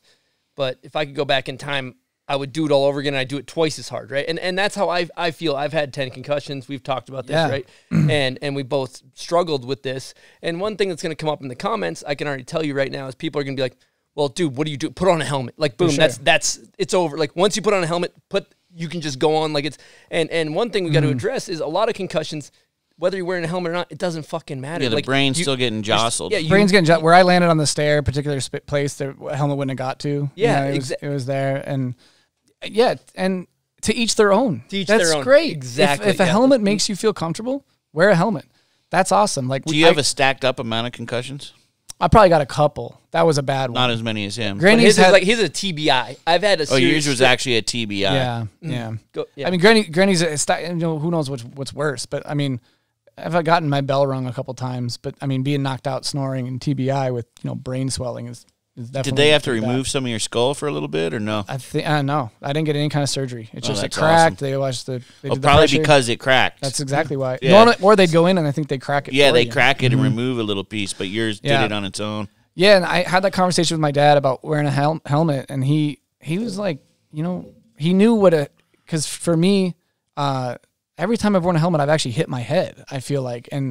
But again, to each their own, and like, I want people to do whatever they want to do. For me, I wanted to continue doing it that way, and yeah, but will that for sure be in the comments? Yeah, no, totally, and I would like to kind of chime in on this too, because you tell people that immediately their solution is helmet. You have to wear one. And so, you know what? Like, I think if you want to wear one, you should wear one. If you don't, you don't. And there's different, you can call me an idiot. You can call me just any type of hurtful word you want, But for me, you know, it's kind of like you look good, you feel good, you play good, they pay good, right? And if I how long you been working on that? Yeah, one, dude? I always have. I said that yesterday, smooth. but that's a good one. Terrell Owens quote. I mean, by the way. you're right though. But like, if I have a big clunky thing on, and this is stupid, right? You guys can crucify me for this, but if I have a big clunky thing on my head and I don't feel good, like I want my shit to, like, the kit to look good. You want to look good, the style to be good, and for me, I think with like a backcountry guy that's riding a line and you're a small ant on the screen, it looks okay. But where I'm at right now, which is totally, if you disagree with me, totally fine. But where I'm at right now, it just doesn't look right to me, and I don't feel like it's. And I think kids should wear a helmet. Yeah. Young kids, before they're fully going. Riding with you guys, 99% of the time, when you guys fall, it's like a controlled fall. You guys know what you're doing. Until you know how to do that, then put one on. Yeah. When you're learning how to snowboard, wear a helmet, because you're gonna you don't know what that whiplash is gonna feel like. The non-pro and do. Wear a helmet for that. You and know? Until you get to a point where you feel really comfortable to roll out of something, or just be a little bit more agile to do it, then wear one. Yeah, of course. You guys always take the gnarliest bails, but they're controlled. You can kind of control it a little bit. Yeah, I mean more than a little bit. It's just you got your awareness, and and if there's nothing wrong with a young aspiring pro to wear a helmet if they want to wear a helmet. And you know what? And to be fair, when I came back, I was riding Buck Hill. I had a helmet on. Yeah. I was like not fucking around for the first month of like a really fresh injury. I wore it until I felt like I felt comfortable, and then I changed. Yeah, and I think it's good. And like you said, do what you want. It's not. And if you disagree, that's okay. And another great thing that I think I've gone through phases of doing, and I'd like to do more, and I think it's really important, like a mouth guard when you're hitting a backcountry jump, especially because you know the way it works. If you don't land in the right spot, you land in a hole. Really big risk is kneeing yourself in the face. Right, that happens a lot, and so. You know, that can give you a concussion too. No, that give you worse. And so a lot of times you could be wearing a helmet, knee yourself in the face. You know, that's very common. I'm not gonna. Very common. So that's like even like big ollies, like and you see a Devin Walsh and a lot of these guys wear mouth guards in the backcountry, and I'd like to start doing that, and probably eventually I will put a helmet on. You know, but not where I'm at right now.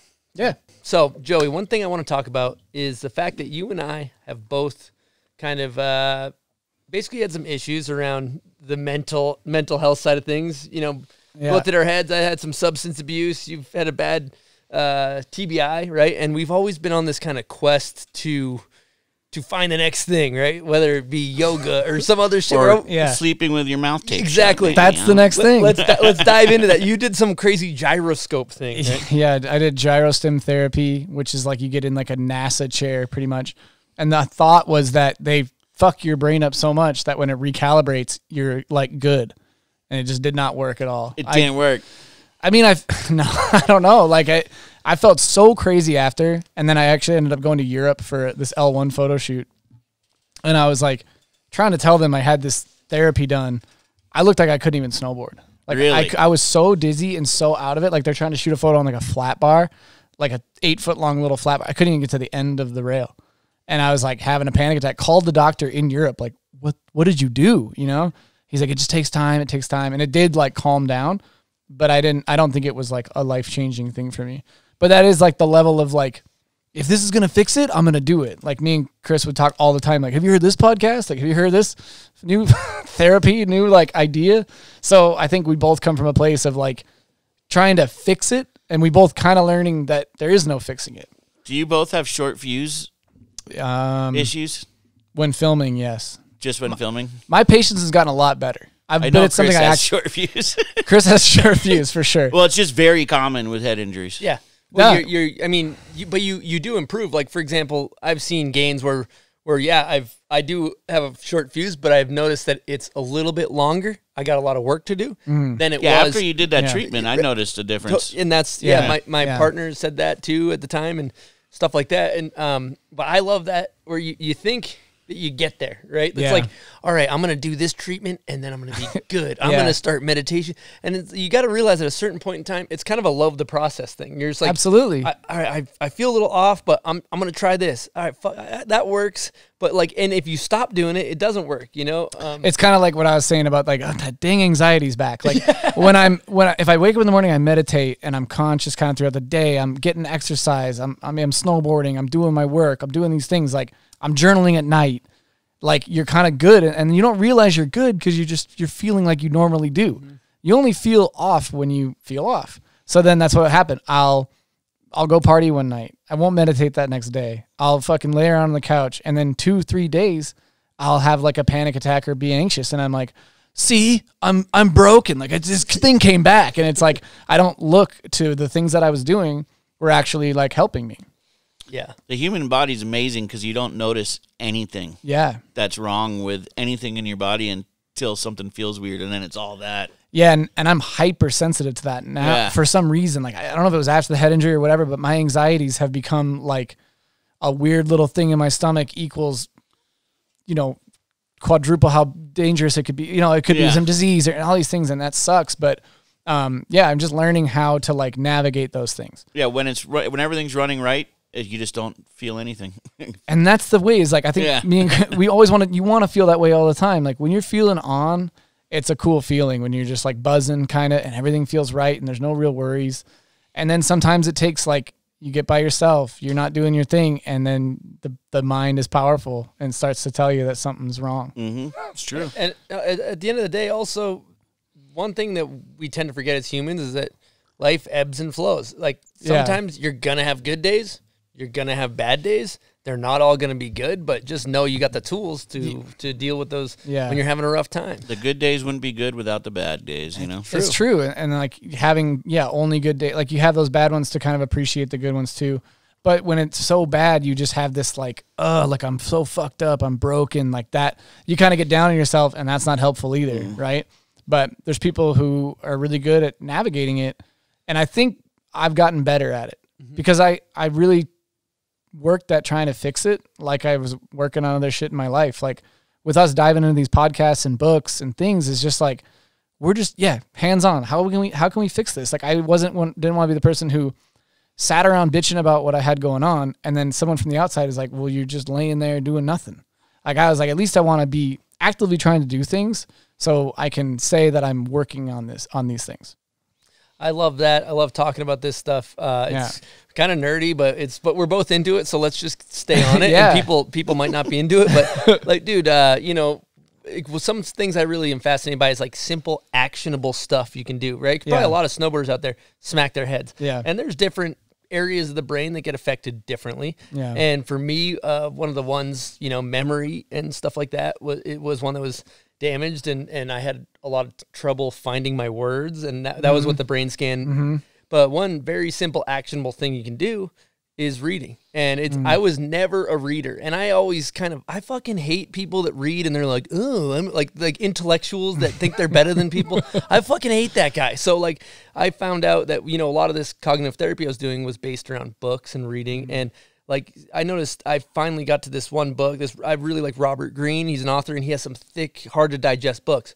And I eventually realized like I got this one book, and I'm like, I'm never going to be able to get through this. But I just made a commitment. I'm going to read every day, whether it's one page, it might just be one page. But before I get up, I'm going to read one page. And I would read 1 to 2 pages minimum every day, and sometimes 5. On average, probably 3.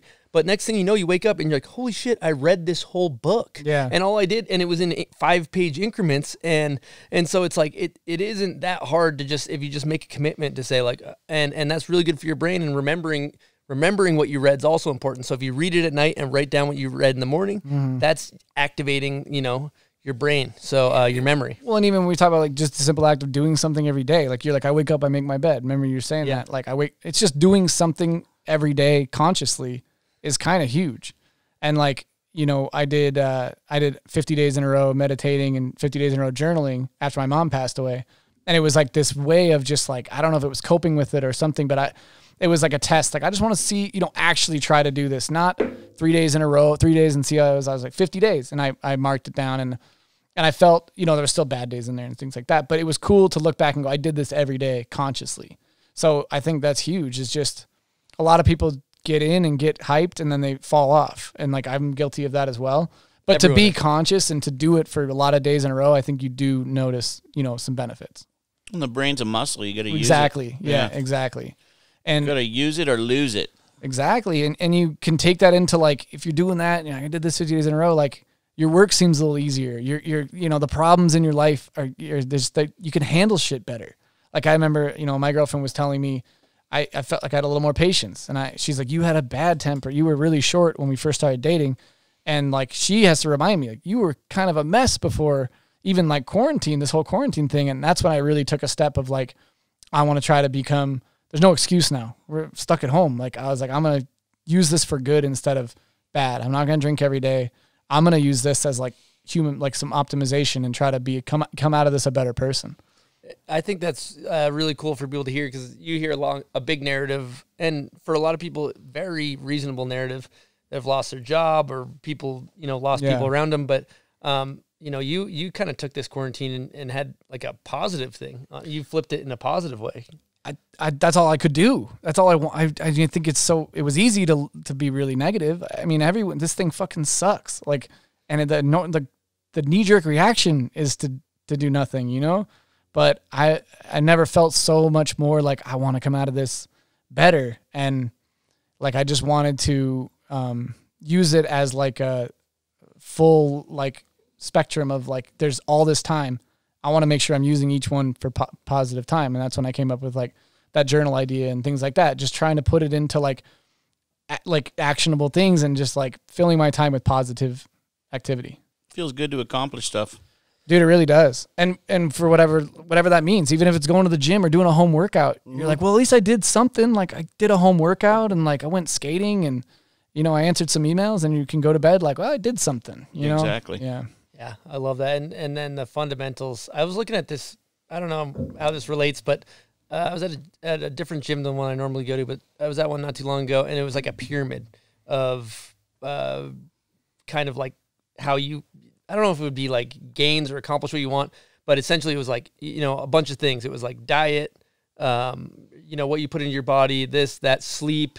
And then at the bottom of everything was consistency. Mm-hmm. The foundation of everything is consistency. Cool. I never heard that. That's really cool.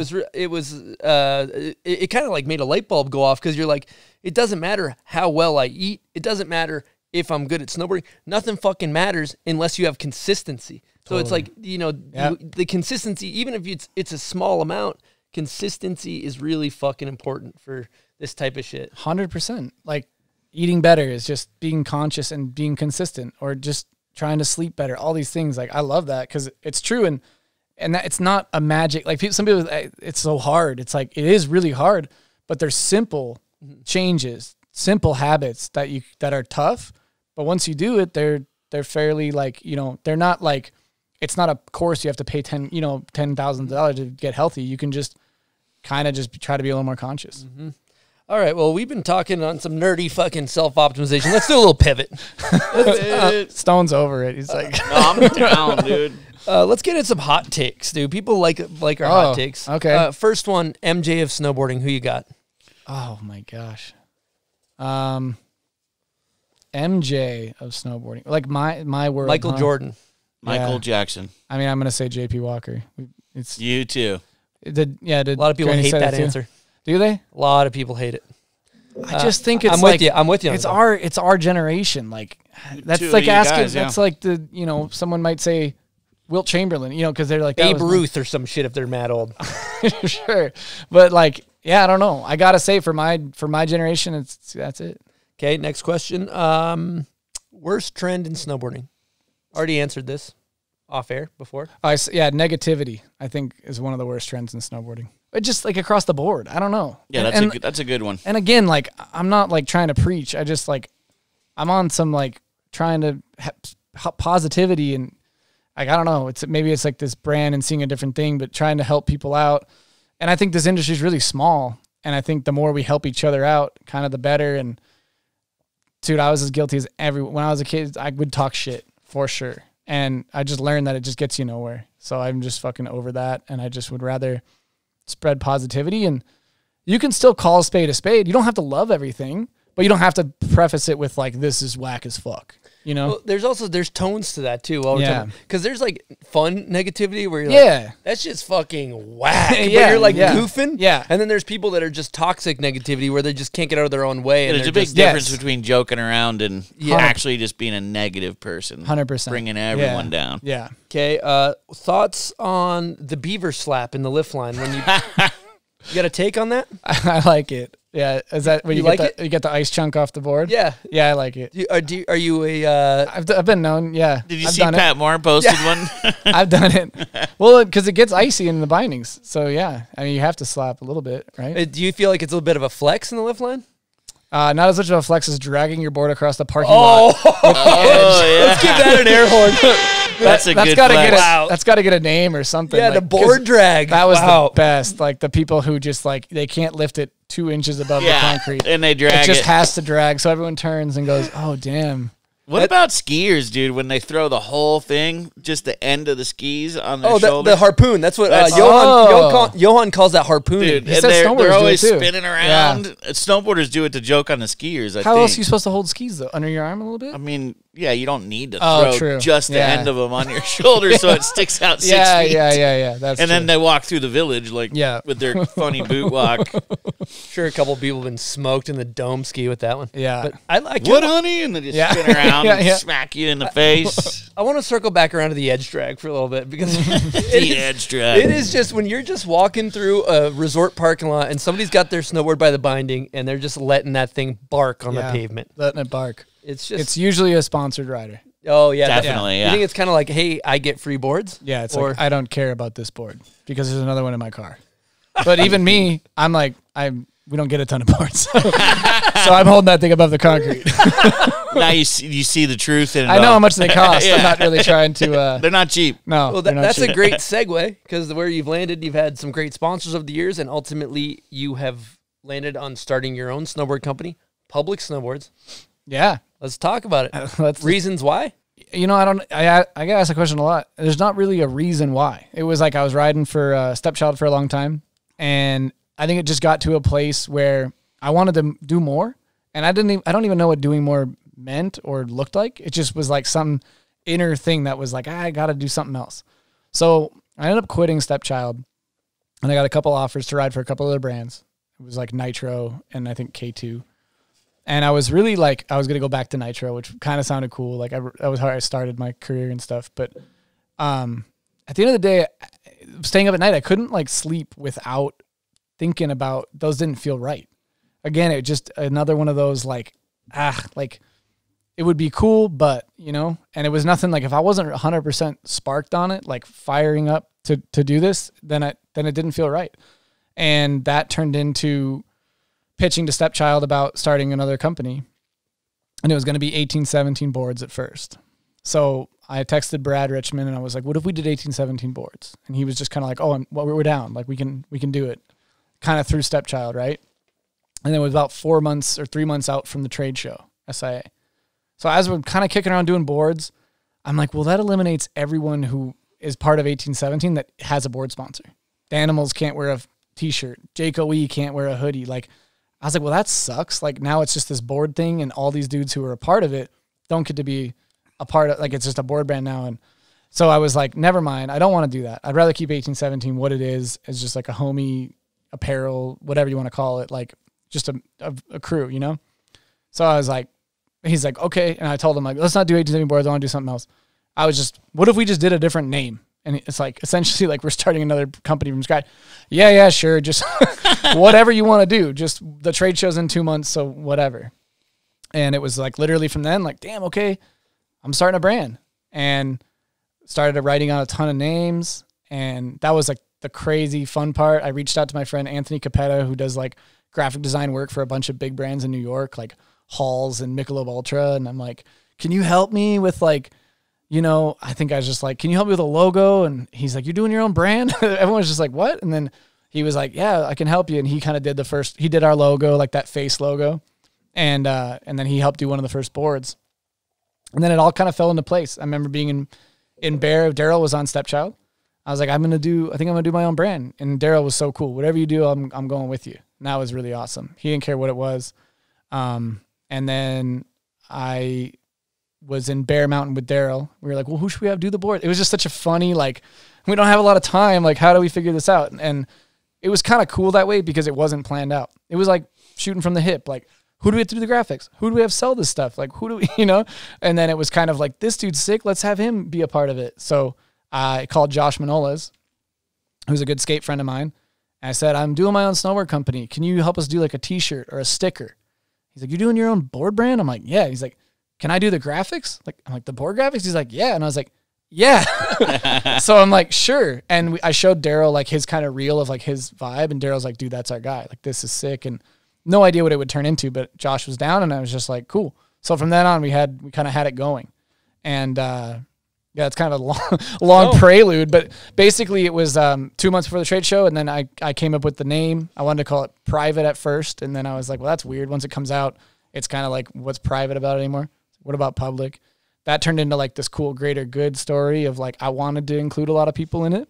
I wanted to start the brand under the idea that like kids buying the product would be a part of the brand. And I always wanted to like, even before that, I started Public Impressions with a Tumblr where I would just answer questions.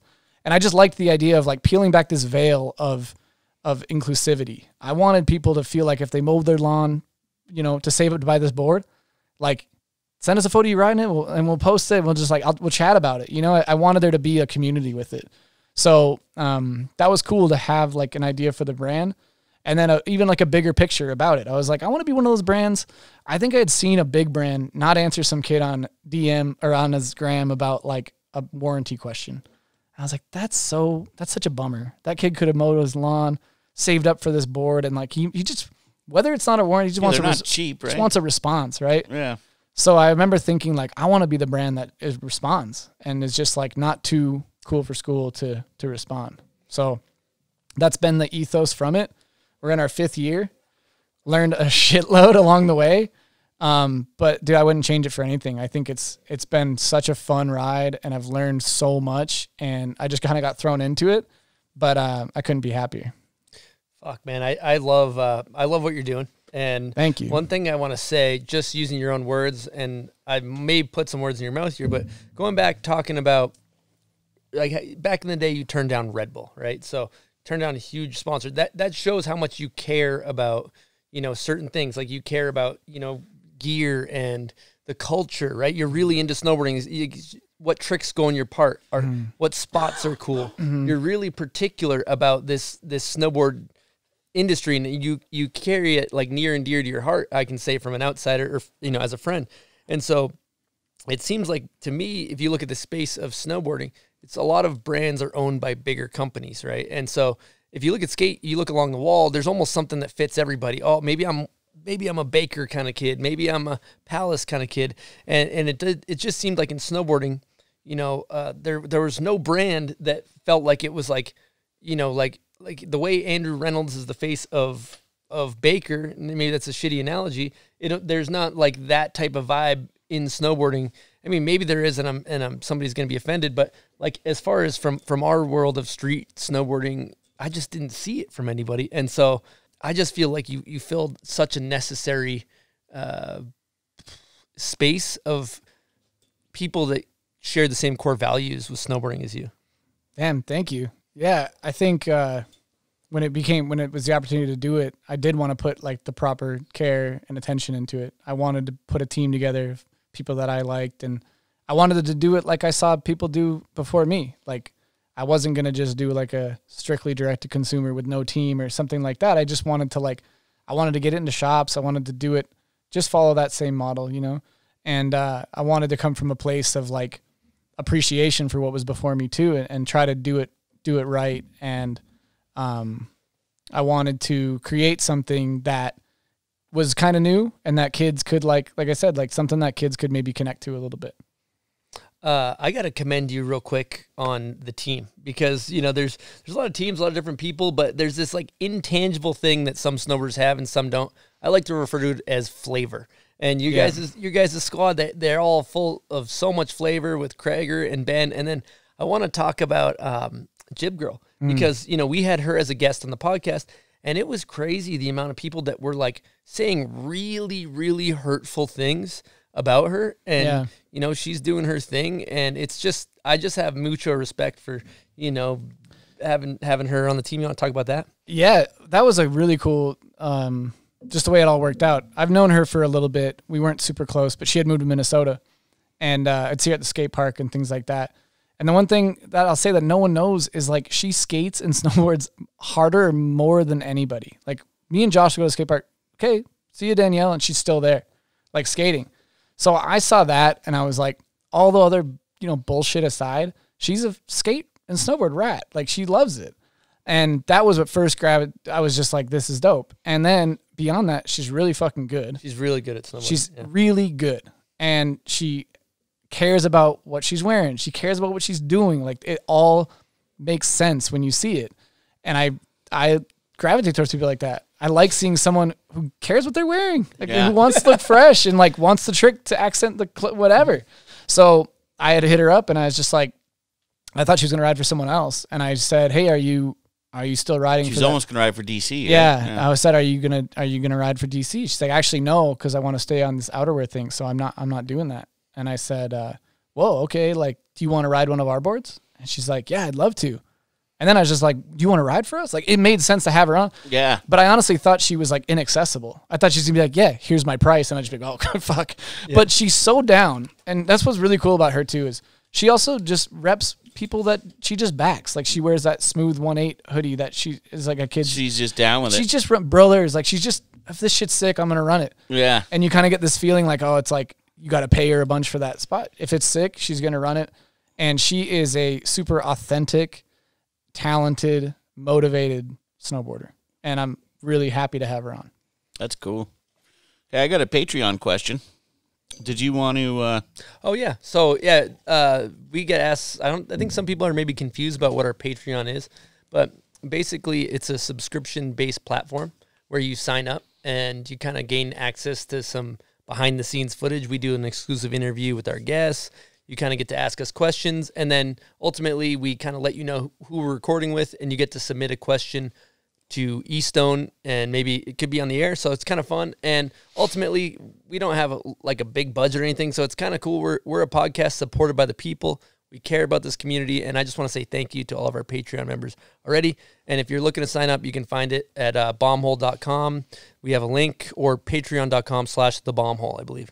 So, yeah, get into that question. It's cool, too, looking at the Patreon. There's, like, pro snowboarders on there, industry people. Yeah. It's awesome. It's kind of cool to look through the names. Yeah, absolutely. From Lucas Magoon to Pat Moore, Johnny O'Connor. That's sick. Yeah, there's homies on there. That's really cool. I even saw Jake Burton's son signed up the other day. Let's give him an air horn. That's great. So this one's from Johan, actually, who is kind of the king of sales. I mean, yes, Capita, Union, Cole. Sort of like what you look at as a small brand is like role model type shit to where you want to maybe get to. Yeah. This guy is like the chief of sales in snowboarding and a really good dude. He has a question for you. What's harder, running public or being a pro shred, and why? Oh, it's like they're so different, right? Like, I think they're just two different sides of the brain. Like, I always kind of say that even on trips, like if I'm trying to film something and I got like emails at night, you just have to kind of click over and you're like, when you're snowboarding and filming, you're only thinking about tricks and spots and how it's going to look and all these things. And then when you're in the business side or like doing emails, you're thinking about, you know, how's this coming off and who am I talking to and how am I talking to them? And you're kind of like maybe thinking a little bit more about other people, I guess. So I would say, dude, I'd say running a business is harder because it's so less like tangible. I know if I just go do this trick on this handrail, that's considered good for the day. But this business move that I do might be bad down the road, or, you know, it's just so like you're not really sure. So I think you kind of like shoot from the hip a lot more in the business world, and you're kind of going through the motions. Whereas snowboarding on a rail at a trip, it's like pretty straightforward. I just got to try to get tricks, right? It's obviously physically harder to do tricks than write an email, but I think the mental game is it's tougher to navigate like sometimes like the business world. Yeah, I think that's a great answer because, you make a decision, it could affect you for a long time. And sure. You spend that money, and there's a lot of moving parts. What's cool is you guys seem to learn a lot from being pro snowboarders, and 100%, you really learn how to work hard. And goes to every time a pro kind of invests their time in a project like this, they learn so much from being a pro that it seems like a lot of them are pretty successful, and it's pretty cool. I think it's an interesting skill set because like even before like I started this brand, you're still in like 32 meetings about, you know, ads and the video project and things. You learn so much just being around it. So it's like I said, when I started this, I wanted to do it like stuff I saw. It's just from the stuff you saw, like you absorbed, right? But I just feel like there's a difference between kind of both of them. It's like the business side can be really tricky at times too. Yeah. Real tricky. But then also like if I'm on a trip and I'm getting a trick and I'm running a public board, like it's full circle and I'm like, this is cool. Like kind of doing my job like full circle, which is kind of a sick feeling. And you start to think differently on how to, I guess, think about you're actually trying to sell a product. Yeah. How can you film to, I don't know, your image and... Yeah, there's all sorts of stuff like that. And being consciously not following the same mold of everything. Like, I don't need to get Ben with like a hoodie on and like, you know, just like, I don't want that actually. I want to still maintain my like idea of that Ben's sick because he's Ben. Ben Bilodeau. Yeah, Ben Bilodeau. He's sick because he's Ben. He doesn't need to be in a public billboard for me to think he's going to like sell a product. Yeah. Yeah. That's a good point. Misty, untangible dopeness. That's the flavor. That's that's the flavor, like, yeah. And if Ben's in something that he's feeling and he gets a sick clip and he's on a board, that's dope. But like if he's on something and he's wearing something he's not comfortable in, it might not even get a clip or it might look weird. Like either way, there's people who don't understand that. Yeah, there are totally people that don't understand that. A lot of people don't understand. They just don't get that. And you're like, but it is like a look good, feel good thing. It's very important to me. Wait, what was the end of that, Chris? Well, you look good, you feel good, you play good, you play good, they pay good. That's what's up. Shouts to Trello. You gotta mentally be feeling tight, or else it's definitely gonna affect your riding. But I've had team managers be like, that shit doesn't matter. Like you can does, wear anything. Like just put the hoodie on, and it's like it's not that easy sometimes. Like you really do gotta like feel yourself a little bit. Yeah. I love what you guys are doing because I'm not in the know with like cool fashion trends and shit. I just wear my stuff, and you guys are like on this weird, you know, weirdo shit sometimes, and you're like, "Fuck, that's dope." But you need that because you guys are kind of, I would say, a lot of it either like in front or setting trends, right? And it's like, thank you. And then you can back it up and look at spreadsheet. It's like logo association equals sales, right? And it's like, and then you guys are like, let's crinkle up that formula and do our own shit. And I think we've even had, like I said, we've had to kind of pull back. Like, should we just do a basic logo board to like, and we're like, no, like this is what we set out to do this differently. Let's do it differently. Like Ben's board is kind of crazy. And it's like, but it looks different and it's sick. And like we did that Nick Dirks, this one right here, like Nick Dirks did the graphic for it. And it's like, it's got jokers and it's kind of this crazy thing. And it's like, but it still fits what we're doing, but it's just like a little bit like out there. But we'd rather do that and stay true to what we're doing than just go down the same path of like doing a board that just looked boring, you know? Mm-hmm. And I think there are times where we're like, but will it sell good? It's like, we're going to sell more being ourselves than we're going to try to be somebody else. That's the truth right there. Because otherwise there's so much competition. You got to be yourself. Yeah. And we get to the end of the day, we look back, we're stoked on what we're doing, and our team is, we're just like, we're happy. That's sick. You know, one of the rarest things in this world, I will say, is authenticity. And if you can be a brand that's authentic, you'll always rise to the top, in my opinion. Damn. Yeah. I mean, and we've had, like, I answer every DM. Like, we just try to be authentic as, like, if that's what we set out to do, that's what I want to be. And I mean, I think we help kids out. If a kid broke a board, it's clear he came down on the rail. It's like, give him a new one. Yeah. And we just, and I'm not like saying hit me up all the time for that. Yeah. But like, it's just like, if you see it DMs. and it's authentic, you do have that soft spot and you're like, you know what? I want to help this kid out. And it's cool to be in a position to be able to do that. Or even take the time to give kid a feedback on a sponsor me tape or something. Because I would have liked that as a kid. It goes a long way with these kids that actually answer them, because the companies that don't, they're gonna lose.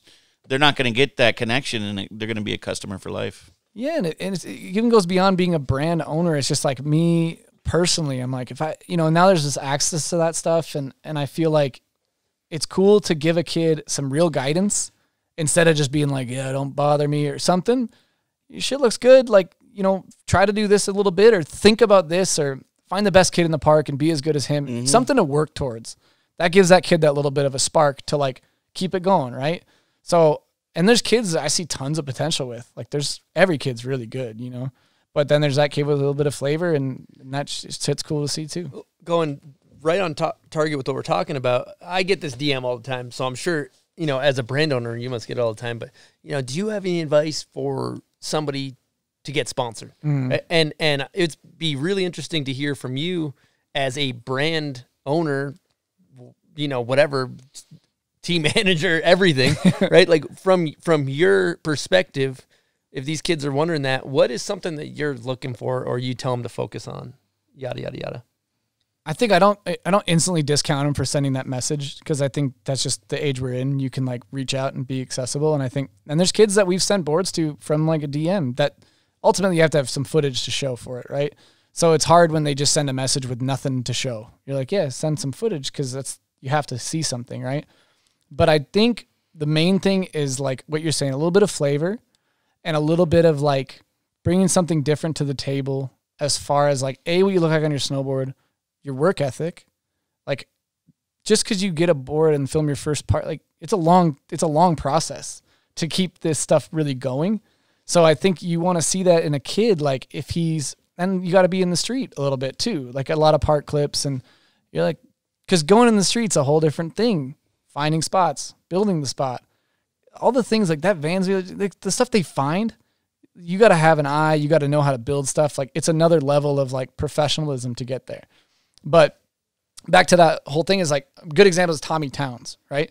Tommy's got this thing that you can't really put your finger on, and he's good. He's young. But you can tell he's going to mature into something really like special, and he's got the right people around him that are going to help, you know, build him. And he's ultimately, to me, I think he's going to be something pretty special in snowboarding.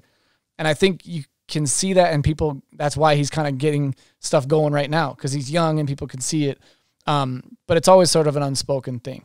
Everyone's good, but like you said, flavor's everything. Is this a Midwest kid, Tommy Towns? Tommy Towns, he's from Massachusetts. I'm giving him an air horn. He grew up right next to me. Really? I need to look this kid up. I like his name. He starts really with sick. a name, right? Yeah, Tommy Towns. Yeah, it would look good on the top sheet of the board. Good. Yeah, but I think we do get that answer a lot, and I try to do my best to like help kids. And another one is like I said, find the best kid. Like watch the local video, and you got to be at least as good as that kid. You know, because there is skill at the end of the day. You can look really cool, but you got to have skill. You got to be good. Another thing that's an interesting one, which you see in Midwest rope toe culture, is if you go to the Midwest, people that aren't familiar, there's little tiny hills with rope toes of kids just going psycho on all these rails, and they're all so good. Yeah. And you know, somebody like yourself might be just cruising on an average Wednesday, getting a couple laps in, getting some board time in, right? And they look at you and they're like, I just 360'd onto the rail. Joe is pro and he's making all kinds of money, and why am I not pro? I just did a better trick than him. Why not? Yeah. So like diving into that there's so many more layers to getting to where you're chilling on your board 11 video parts later. That's like, you know, what are your merits that have gotten you? You have to win contests. You have to do a lot of early steps and work hard, claw, and then eventually you can cruise the park and whatever. But I ain't going. When you're up there having fun, right? Yeah. Up there having fun. I think that's a little bit of like kind of the day and age. There's like a lot of Instagram stuff going around. Like, well, I posted this thing, I got 25,000 views, and I saw that pro only got 10. Where's my shoe or boot? Or, you know, like I think there's a little bit of that. It's not everywhere. I don't think it's every kid, but I do think that there's just a little bit of like not seeing the whole picture of like that guy that is where he's at has 10 years before you. And I think a lot of those kids, they got to just be patient. It's going to come. If the work ethic's there and you're starting here, like, and you're good enough, it's going to come. But if you get bitter about that early, that's not a good attitude right out the gate, because it gets a lot harder when that kid then gets the spot on the team or, you know, whatever, as you're trying to move your way up. Again, it comes back to like a positive attitude. Go through the motions, focus on yourself and your snowboarding, be the best you can be, and people around you, and people will tell you you're good enough to get sponsored. You won't even be coming to them. People will be coming to you to put you on. My dad always said that. When you're good, you can tell someone. When you're really good, they'll tell you. And I was like, that's pretty cool. Like he's right. You don't have to go around telling them when you're good. If you're really good, they'll tell you. Facts right there. That's some knowledge from Shake Tiller. Let's give him the super air horn. I'm loving this new super air horn. Too. Your dad is an OG. And going back to the advice you said just now, before we were rolling for the podcast, you had some advice you got from JP I thought was really good. Yeah, that was, I don't even remember how long I said it would go, like 6 or 7 years, but he said, in the way I was going to say the way he emphasized it meant even more. It was like during a time where I would go to JP for a lot of advice, and he was going through some stuff too in his life, and we kind of bonded over, like, he was kind of in this place in his career, and I was in that middle career where I'm like working hard on tricks and getting burnt out a little bit. And I think I just asked him about, I've always had like maybe some confidence issues about if I'm confident in my decisions or if I'm confident in my own skin sometimes. And he said, why would I care what someone else thinks about me? And I just remember being like, it sounds kind of trivial on the surface, but then you think about it and you're like, that actually is pretty deep and it's pretty meaningful. And it's I wish I heeded his advice a little bit better, but I still remember it to this day. And it's a really cool anecdote to like kind of live your life. I think that's beautiful. And I also think that that kind of circles into another quote that ties in with Instagram. That's kind of hard. Where it made me think of this. It's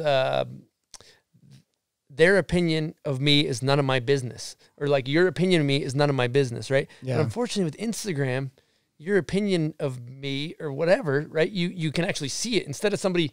And so I don't really know where I'm going with this, but it just kind of, I think it goes to like, even what is that thing? I don't know the key to success, but the key to failure is trying to please everyone. Like that's a great quote in itself. The quote we look at in the booth. That's what we're staring at. Yeah. And it's awesome. And I think like it comes to me wishing I was better at this too, but like we also grew up maybe kind of under a microscope. There was message boards that told you how whack you were all the time.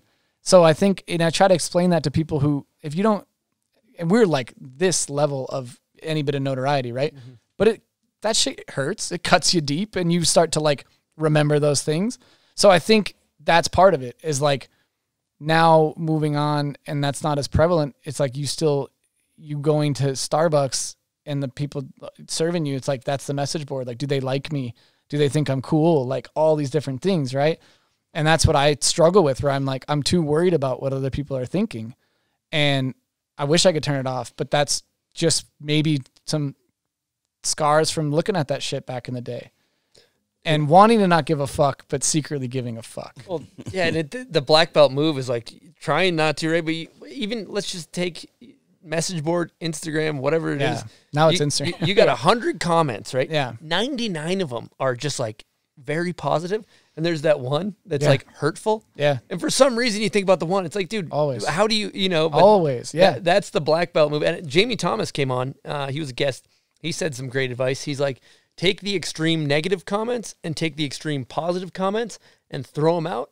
And whatever is right in the middle is something that you can kind of like gauge your audience on or something like that. Yeah, that's cool. And at the same time, it can be motivating. I remember the first time I was like a brand spotlight, Public Snowboards, new brand. It's like me and Daryl at SIA with the boards launch, and there's comments. And one kid's comment is, nice try. Like, nice try, cool graphics, but I'll give it 3 years. And just so matter of fact. You still remember that. Still remember that. And I remember getting to 3 years and I was like, yeah, like one kid. Some kid you don't even know. And that was such a meaningless comment. Wow. That's an industry, bro. Yeah. That's not a kid. It's just so like the smugness of it. Like, nice try, like seen this and like you'll be done in a dime a dozen. That's like some rep sitting there that's seen a lot of brands come and go. Yeah, it was interesting. And I just remember being like, I was actually glad to see that because I'm like, all right, I'll show you. Yeah, you're all, let's do this. Yeah. Now we're going to make it 3 years. Yeah. Spite is a great motivator. When you started, you were part of Stepchild, but now you've split off. Yeah. Taking it all yourself. Yep. Yeah. So that was same thing. It just, we ran the brand with them and they helped us, get us introduced to the factory and they helped a ton. And then it was sort of like, they could feel it too. I was like, I want to get on my own. Like, I want to learn these things myself. I want to talk to the factory. I want to learn how all this. Are you going to the factories? Yeah. Yep. So we go to the factories, and it was just this moment of like, I want to. When it looked like it was going to be a real thing, I was like, give me the keys. Like, I want to try to drive this thing. I got to figure this out. Yeah. So they were really cool, and we had a mutual splitting of ways. I had another business partner that I worked with that got some stuff off the ground too, and then since then, I have incorporated the guys we started it with, Nick Green and Josh Manolas, are part owners of the brand. I gave them ownership. as in like it's us till the end. Let's fucking do this. So it gave them ownership, and it's Josh does all the art, Nick does all the sales. We work together every day, and having the outside of people who maybe aren't as invested as us, I think has been really powerful. These guys are there from the very beginning, and they watched me give ownership to other people, and they didn't complain. They're just like, okay, okay, because we thought we were making those moves to better things. Yeah, and you always do, and things just change, right? But ultimately, it came down to like, we want to control everything. Like, we just didn't want people there that had other stuff going on. Yeah. So it's been us ever since, and it's been really cool. That's cool. Yeah, and it's very garage brand still, but we're at this point now where it starts to feel like a real brand, and it's really an exciting time when we're kind of building a schedule for ourselves and doing these things and like just working towards something, and it's been a really cool process. For the consumer that doesn't know too, maybe they think the image outwardly facing that Public is a big brand, but you're out there packing boxes yourself. Absolutely, right? Yeah. And even like funny stories, like I was in Bear for I think hot dogs and handrails. Our boards were supposed to show up, and it looked like they were going to be 2 weeks late than like kind of shops wanted them. They were going to be in Chicago, and Nick lived in Chicago, and they were like, yeah, your next shipment is on the 17th. And I was like, what? Why? Like, they're at this place. Well, yeah, that's the only time the truck will come and get them. What if we got a U-Haul and we grabbed our boards from the spot? Pfft, you're not going to do that. Yeah, we are. What if we grabbed a U-Haul? Can we legally come and pick up our shipment? I mean, yeah, legally you can. Because they were in customs or something? It was truckers. Like, it was waiting for a truck to load them up. Yeah. And just waiting for all like the middle stuff. Logistics. So we were like, what if we grabbed a U-Haul and we went and picked up our boards? And we did. We got a U-Haul. We loaded them to the brim. And we got them to shop to hit on time. Yeah. It's so important. Let's give an air horn to that. You're late to those shops, man. They'd only give you so many chances. Yeah. So it's crucial. And that was the thing, just knowing how much. And again, it was like one of those things where I just wanted to fucking show up and do it differently. I didn't want to wait. For the truck to get around to it 2 weeks later. It's like, they're there. Let's just go make it happen. And that's kind of the way we've been doing it like ever since. Like, yeah, we'll go to Nick's, pack boxes, we'll tag T-shirts. We're doing it our way, like, because I want to have a hand in everything, and I like that. I want to be able to say if we fucked up on something, one of us fucked up. Yeah, I can't blame it on a third-party warehouse that messed up. And they just don't work the same as when you do it for yourself. No, and Nick is insane. Nick does all the sales, and he also packs a ton of shit. Like, I'm on this trip right now. If we sell something, he's packing it. Yeah, let's give him an air horn. Yes, that's awesome. And all the stuff's at Nick's house, and his wife is cool with. Like, the basement is our warehouse, pretty much. And she's rad too, because she's like, I don't want you guys to waste money on that. Yeah. Save the overhead. Store it here. Down. Yeah. I mean, you made those guys part owners, and it gives them the they feel juice to back you up and really invest their time and do it right. Yeah, they feel a real part of it. And I think that's the thing too, is like just our attention to it all. I just want to have it be that way so we can just know that we are in control of everything. It seems like you started that company yesterday. I can't believe 5 5 years. I would have said 2 years. I was going to say 2 or 3 maybe, but 5. That's so crazy how fast time goes. Yeah. So I kind of want to pivot. Yeah. Classic word, beating the dead horse here. So one thing we got to talk about, and I know you've talked about it before, but maybe not all of our listeners have heard about this story. And you have a 6-year history with a certain rail. And ultimately this rail landed you on the cover of Snowboarder Magazine, and it's a goddamn Cinderella story. It really is a Cinderella story. Can you just run us through that for the people that have already heard it? Well, I'm sorry, but we're getting into it again. Yeah, well, the behind the beam thing is pretty much all about that. But I mean, it comes back to the same shit of I just can't let it go. Like I watched a video, VG movie.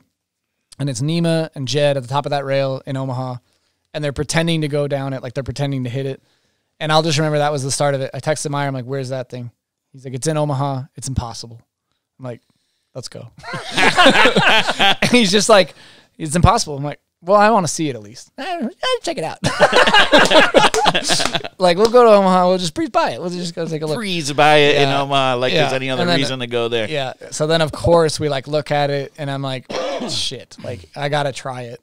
And we organize a trip and try it. And just one of those things that felt like it was maybe I was wasting everyone's time because watching it has got to be so painful. 20 feet and jump off, 15 feet jump off, 27 feet jump off. Dude, was that close? Guys, I think I got it. Well, also back this up. You are flying to Omaha to get there. Yeah. He's flying there to hit this rail, mind you. Yeah. So the first time there's no fucking snow. Yeah. Well, that was when we were in Oslo together. And Meyer, we were in Oslo, and Meyer's like, there's 4 inches of snow. Like, should we go? We flew from Oslo to Omaha. And it's like 58 degrees, and we wake up at 7 a.m. and it's just snow melting. We built a snowdrop in the night before, like 4 feet from the rail. So I like jumped in, and in my head I'm like, as long as I get on, I could probably kind of balance. How long is this rail? I mean, I think it was I don't even know, 87 double stairs or something like that. Oh, 87 double stairs. Something like that. I think we counted it. I don't really remember. And we got autographed prints of this too, right? Dude, yeah, we do. We got autographed prints at bombhole.com. But the first few tries, let's be real, they were fucking pathetic. Like you made it like 10 feet down the rail. There's that one where I jump on and I instantly jump to the left and hit the stairs and roll down the stairs. And just picture it's Meyer 300 yards with on a tripod, and then me. Like imagine the mental, just like fuck, like just so mad.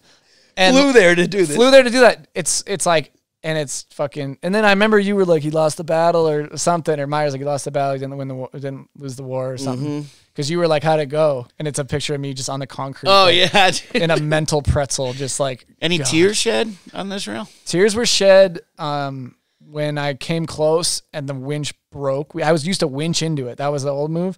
And I was kind of close, and the winch like blew out. And not tears. I was just I don't so think bummed. the viewers and listeners know that you get emotionally invested in these. Oh yeah, pretty wild. Things. Absolutely, yeah. And it doesn't even matter. And once you're vested, man, it's on. You need to make it happen, whether it's a trick or a feature. Nothing else matters at that point. It could be like even the thing I filmed the other day. I'm like kind of stressed. Like it's just once you're attached, it's on. Huh? But it's cool to recognize that at the same time. I'm like, how cool is that to know I still give a shit? Yeah. If I didn't care, I'd be laughing. Throw my board in the car and we'll go somewhere else. But and you'll leave. Yeah, but I'm like, but I'm pissed and I care and I just like I want to accomplish something. And now in my career, it means so much more to me. Like I'm way more aware of it. But yeah, back to that. I don't think I shed tears then. I shed tears when I got to when I landed it. I bet. I cried. So how many trips back to the rail? Yeah. I think 5. So you went there 5 times over 6 years to try to go something to the end of like that. Yeah, we would come for like VG, we'd go and we'd always look at the weather, and there was like 3 main sessions of all day. And then on that trip that I did it was in Omaha, and it was the first thing we did. So much pressure. We get steak and eggs. The whole thing, way too much pressure was built onto it. Just tell the whole story of the steak and eggs and all this shit. Oh, like the steak, just waking up in the morning? Waking up in waking up in the morning knowing you're going to this fucking behemoth of a rail that's like 400 feet long, trying to go to the end. Yeah, and we had a winch that day, and yeah, it's just like too much pressure was built into it. Steak and eggs, everyone like rubbing your shoulders, like, Joey, you got this, dude.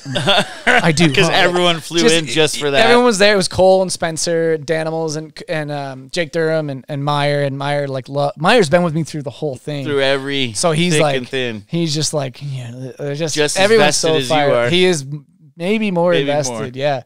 And, but it was like too much pressure because I was just like, everyone's waiting. We had a whole day blocked off for this. I bought like a bag of trail mix and, beef jerky, just like going to war, basically. Spencer's like trying to get me water. I'm like, I'm good. I'm fine. Bring it back. It's a lot of stairs to walk up, dude. A lot of stairs to walk up. And then didn't get it that day. And that day, I didn't feel it at all. Like I didn't even come close. And then so I was like, that was bummer because I'm like, we came here for this. I'm just like, maybe this is never going to happen.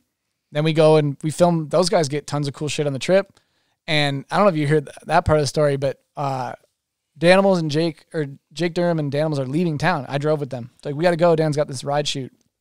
And I'm like, well, that's my ride. I got to go. And Meyer, classic Meyer, well, if you're not committed, then, someone else will do it. So, dude. And for the listeners, Meyer started Videograss, the production company. Yeah, go ahead, though. He made me he knows how to push my buttons because I was so pissed because I was trying to justify it. Well, I got to go with them. And he's like, I mean, we would have flown. You flew from Oslo here. You're here. Yeah. You're going to leave? And I'm like, oh, fuck, he's right. And I throw this big fit about like, hey, get a plane ticket, like all this stuff. And then Bob's there to shoot photos. And finally, I'm just like, he's right. Ultimately, he's right. And he usually is right. He just knew how to, if he would have been like, cool, have a good trip, I would have like got home and been like, what was I doing? Yeah. Like, I just was like looking for it out kind of. And he kept me there. So it was like, respect. I'm like glad he kept me there. Because then it was like we had an afternoon and one more day to do it. No pressure at all. It was like Spencer wanted to hit something that night. We had like 3 hours to kill. We built a snowdrop in before. We'll go try Joe's thing for 3 hours and we'll go to Spencer's thing. And I think I did it in like 20 or 30 tries that day. Wow. It was natty speed. Again, I had a kit on I was feeling. It was like my favorite fucking thrift store sweater. And like this hat, I just like looked down. I felt good. And even Cole was like, I just felt it. You could tell you were feeling it and you felt good. And then it just worked. And it was like, not many things in my career have made me feel those feelings. Because it is just something stupid. It's a long rail you just got to the end of. But it was a culmination of like work ethic and wanting to accomplish something. And that's always been my favorite thing throughout my whole career is like finding big shit, try to get to the end of it. Like it was kind of a cool, like Lance said it, he's like, that's like your opus, like, you know, something that you did this type of snowboarding and now you've kind of like done this thing. And so that was really fucking cool. It was sick that those guys were there and they ran down and then I was like crying because it's just like, honestly didn't know if I could do it. And then when I did it and just held on and rode off and like conquered it. I was stoked. And you got your first cover of Snowboarder first in cover a of long Snowboarder. career. Shot by Bob Plum. Plum. And I remember thinking that too. I'm up on the drop-in ramp and I hear his drone. I'm like, what is he doing with that drone? Like, because he was kind of moving around, trying to shoot it long, like way over there. And it's drone. I'm like, oh, drone, great. And then that was the try. I get to the end and the drone, that was the try. That's the photo. No way. One try. I love that you're like, this fucking drone ends up being a cover. Ends up being a cover. Okay. Dude, okay. it's so I'll give you that one. Dude, it's so long. I don't know how else you'd shoot that And that thing. was the thing. And when I saw the photo on his, because he had it on, like he's just like, here's the photo. I was just like, that was really cool. Because Good move it's on the hard to drone. shoot long. It's hard to do it justice. And Yeah. but I do remember being like, drone, great. And then that was the try. That was the try I got.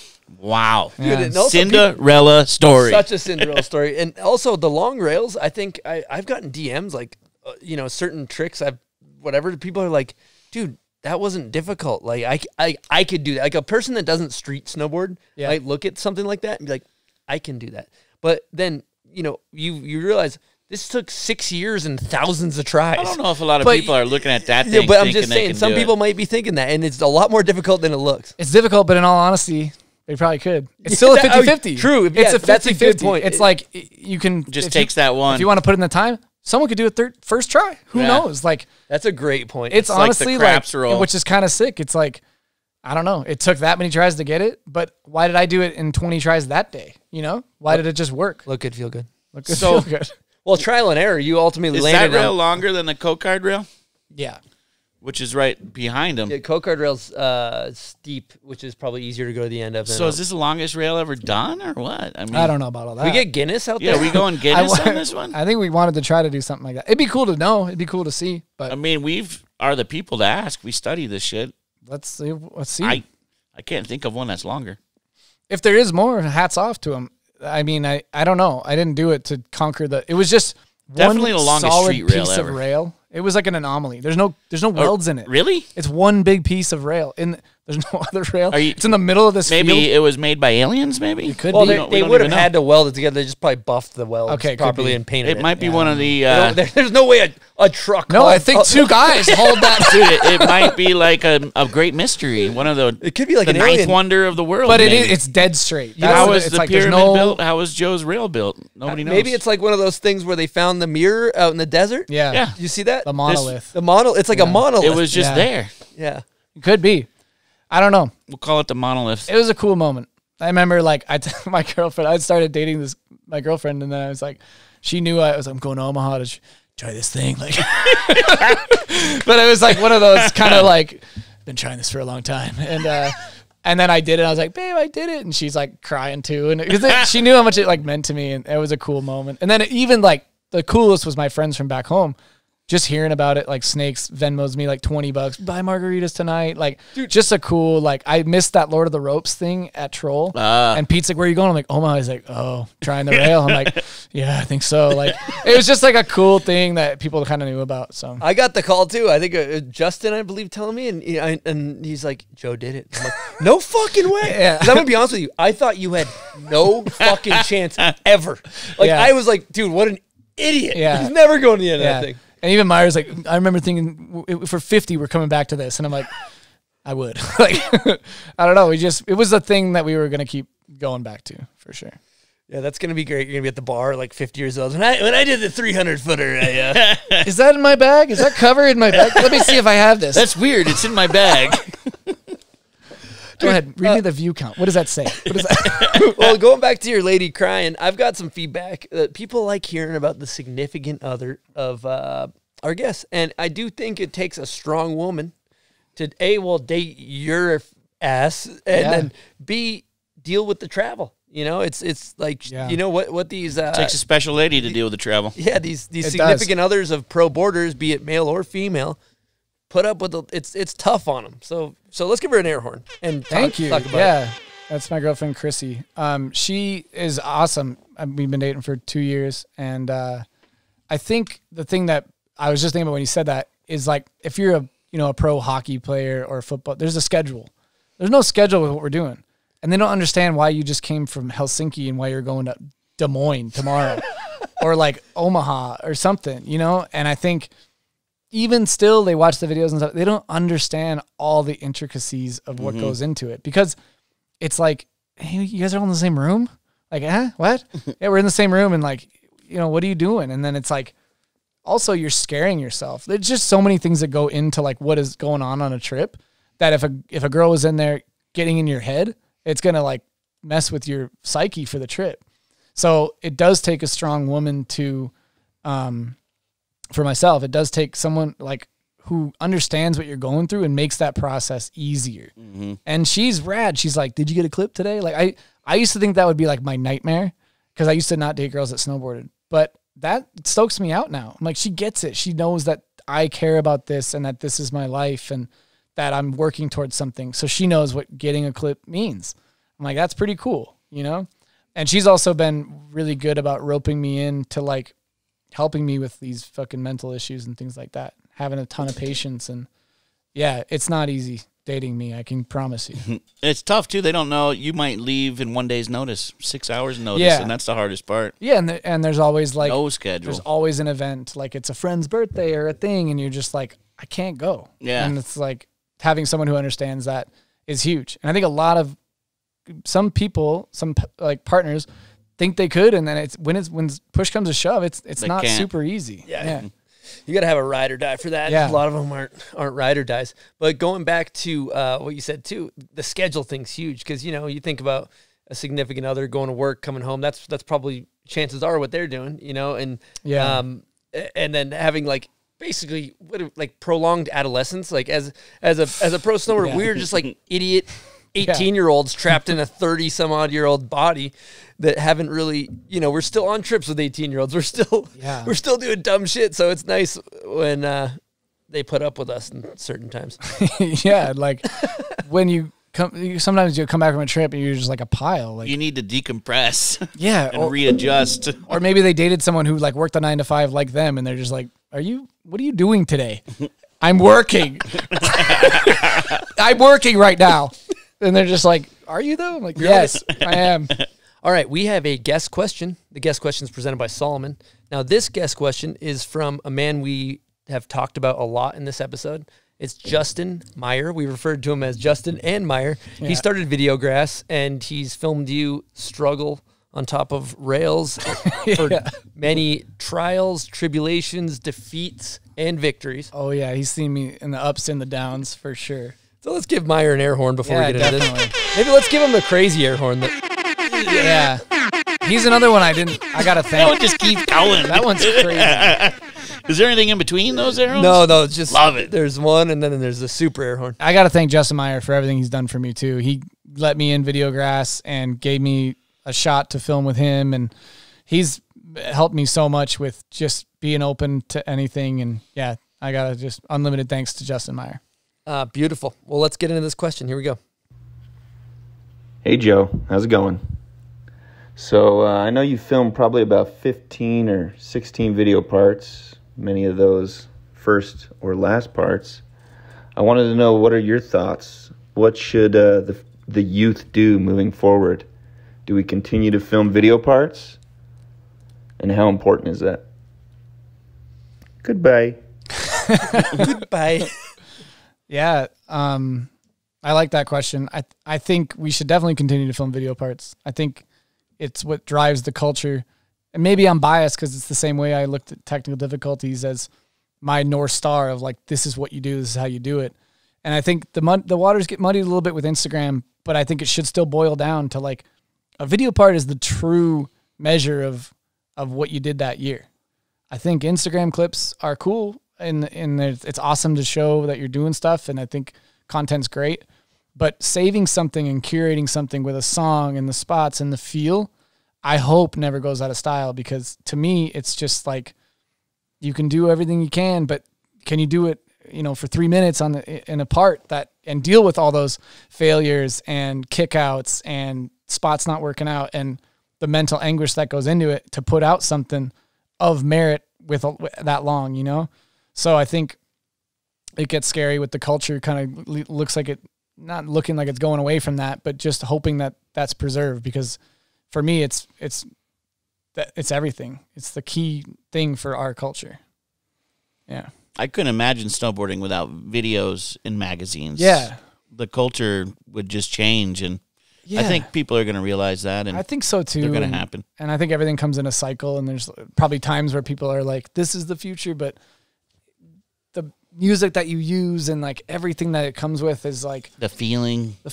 And then you see them riding that board, that was they must have filmed it last year because it's next year's board and it's in stores now. And I think there still should be that level of like, just people looking at that as like, and I will say like this Vans thing that came out, it's like, to me, that's professionalism. It's like, it's put together so well. And the evergreen video. Evergreen, yeah. Okay. The music's on point, and you look at the writing and they just look like they're fucking serious about what they're doing. And they're, everything that makes the cut in that is top-notch quality snowboarding. And there's a lot of stuff left on the cutting room floor, but that's what it takes to get in a video these days. And I think there should be a measuring stick of like, you got to get to here to be where these guys are at. And I think that is, I don't want to see that line keep getting dropped because it's like personal best, Like we talk about, there should be like, I remember Sean Johnson said that to me. I was doing backcountry shit, and I did like a back 7 in the backcountry. It's like, that was really good for me. He's like, we're not going to celebrate mediocrity. We're not going to celebrate your personal best. If it's not industry standard, it's not making the movie. I was like, first of all, ouch. But but then I got it. I understood what he was saying. So yeah, we're definitely in a culture of heavy celebration of mediocrity these days. Sometimes. All right, Joey, we've been chatting for a good amount of time here, and I think let's do maybe 20 more minutes or see where we end up, but start rounding the corner on wrapping this thing up. And one thing that our listeners let us know that they really love to hear about, and I want to hear about as well, is your setup. So describe for people that are listening and they're not watching, so you can explain it. And okay. Do you do anything particular to it? I don't really do anything particular to my setup. My stance changes every time I set up a board. What? Yeah. I just stand on the bolts and I'm like, that feels good. And then I put the bindings on. I care a little bit about width. Like if it feels too skinny or too wide. You don't measure it? I don't measure it. I have, just to be like, what am I at? And then, but if I set up a new board, it gets where it gets. I just got these bindings and I just kind of threw them on, and I do that every time. I don't know why. I dull the shit out of my edges a lot. I take an angle grinder to my edges. Really? I like that. How do you ride Highland when it's icy? I don't turn. I kind of power slide. So if I'm coming into something, whereas like Dan will do a nice like, mine kind of power slides. There's like some purist Northwest Reef Chiefs throwing up in their mouth right now. Yeah, absolutely. I've always kind of done that. I don't know why, but I dull my edges a bunch. Forward lean? No forward lean. I take the thing off. I don't you're one of the people that takes them right off. I don't care about that. Size board, flex, all that. I read a 149 board. That's the public disorder. I ride that board right now. That's actually my pro model. Public Disorder. I have some Union Stratas on that are brand new to the setup this year, so I'm riding those. 32, I ride the 32. That's the Shifty Boa, which is kind of a lower end boot, but I fucking love that boot. I think I've been riding that exact boot for like a couple years and it's been lasting. And I kind of like the Boa, and I'm honestly not super picky. And I think that's like a weird thing, but every board we make, I'm like, this board's sick. These bindings are sick. Like, as long as it doesn't feel crazy out of the gate. I don't like super stiff boots, and I think that would be something that I'd be like, this isn't working. But yeah, other than that, L1 outerwear, I ride the Aftershock pant, and fucking like, that's about it. Black pants, and then. And you prefer a sweater to a jacket? I'll probably prefer a sweater to a jacket. Yeah. A thrift store bought sweater. Yeah. For the listeners, a lot of people don't know it doesn't take much to throw Joe into an absolute outfit crisis. You can just be like, Joe, those pants look a little tight. Those look a little tight. Well, it's funny because it used to be those look a little baggy. They're not baggy, they're skin tight. These are perfect. And then now I'm like, they look a little tight. I'm like, do they? Shit. Like, yeah. I mean, for people that don't know, it's like, I think I talked to you about that. I like just having fun with it. I'm aware that I'm a psycho with gear and clothing, but to me, it's fucking fun. It's fun to talk about why you're influenced by things. It's fun to talk about why things look a certain way. And some people like to pretend they just rolled out of bed and had this great idea for this kit. Everyone's inspired by their things, and it's fun to be a little bit more like, let's just enjoy what we're doing here and call it like it is. Oh, dude, straight up, it's that's such a better tone. It's like, yeah, that guy's been watching a lot of Elijah Burrell lately. It looks like. Yeah. You see their look, and you're like, yes, like don't be defensive about it. Yeah, call a spade a spade. Exactly. Like, there's some people who are just like, what are you talking about? I didn't see that, and it's like the exact kit. You're just like, all right. Like, it just happened to happen with them. Like, I just had this idea. I don't know where it came Let's from. go. Let's stay on this because you were. Well, let me just from my perspective explain. You were tight pants Tech 9 jersey at a time. Well, maybe kind of like a little bit like lost. You hadn't found yourself. I hadn't found myself. I swear it was like tighter pants and a baggy jersey. Yep. And that was, to be honest, I kind of like that look. That was the most original look I had. Straight like up. That was the most, I was like feeling myself. No one really looked like that. So I was like, damn, this is kind of dope. Then it turned into, I never really went full baggy. Then I started to get, it was basically because Hebel and those guys were wearing baggy love hate. And then when Hebel started wearing slimmer stuff, I was like, I guess I'm wearing slim stuff. Yeah, Hebel went full slim down. And it just looked sick. And like, whatever, that shit speaks to you in a certain way. Like, I remember looking at Cooley footage from like new video and feeling like it was just sick. And so, and my friends were wearing that stuff, and we go sew our pants together and all that stuff. Yeah, you had some tight pants. Went real tight for a while. The Shane Cross, tie. He had like a tie-dye hippie, and then he started doing a peace sign on his signature. Yeah. Kind of got married to that, too. Stuck with that, huh? Yeah, locked in. I got a couple of them that I signed that had the peace sign still. Still throws the peace sign. But you know what's funny about that is, oddly enough, that's when I was like almost my most confident. I was dating a girl, and she was in college, and I had giraffe print pants. You know, giraffe, like the animal. Giraffe print pants, an open Hawaiian shirt, a tie-dye shirt underneath that, a headband, and long hair. And I'd walk around with her and be like, what's everyone looking at, dude? Like, I was like, what? It couldn't be me. Because I look... That's a kid. I don't look crazy at all.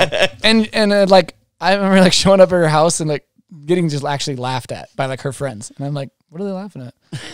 So like, then I was the most confident. And then it's kind of just gone like, I don't know, for some reason the other way lately, but yeah.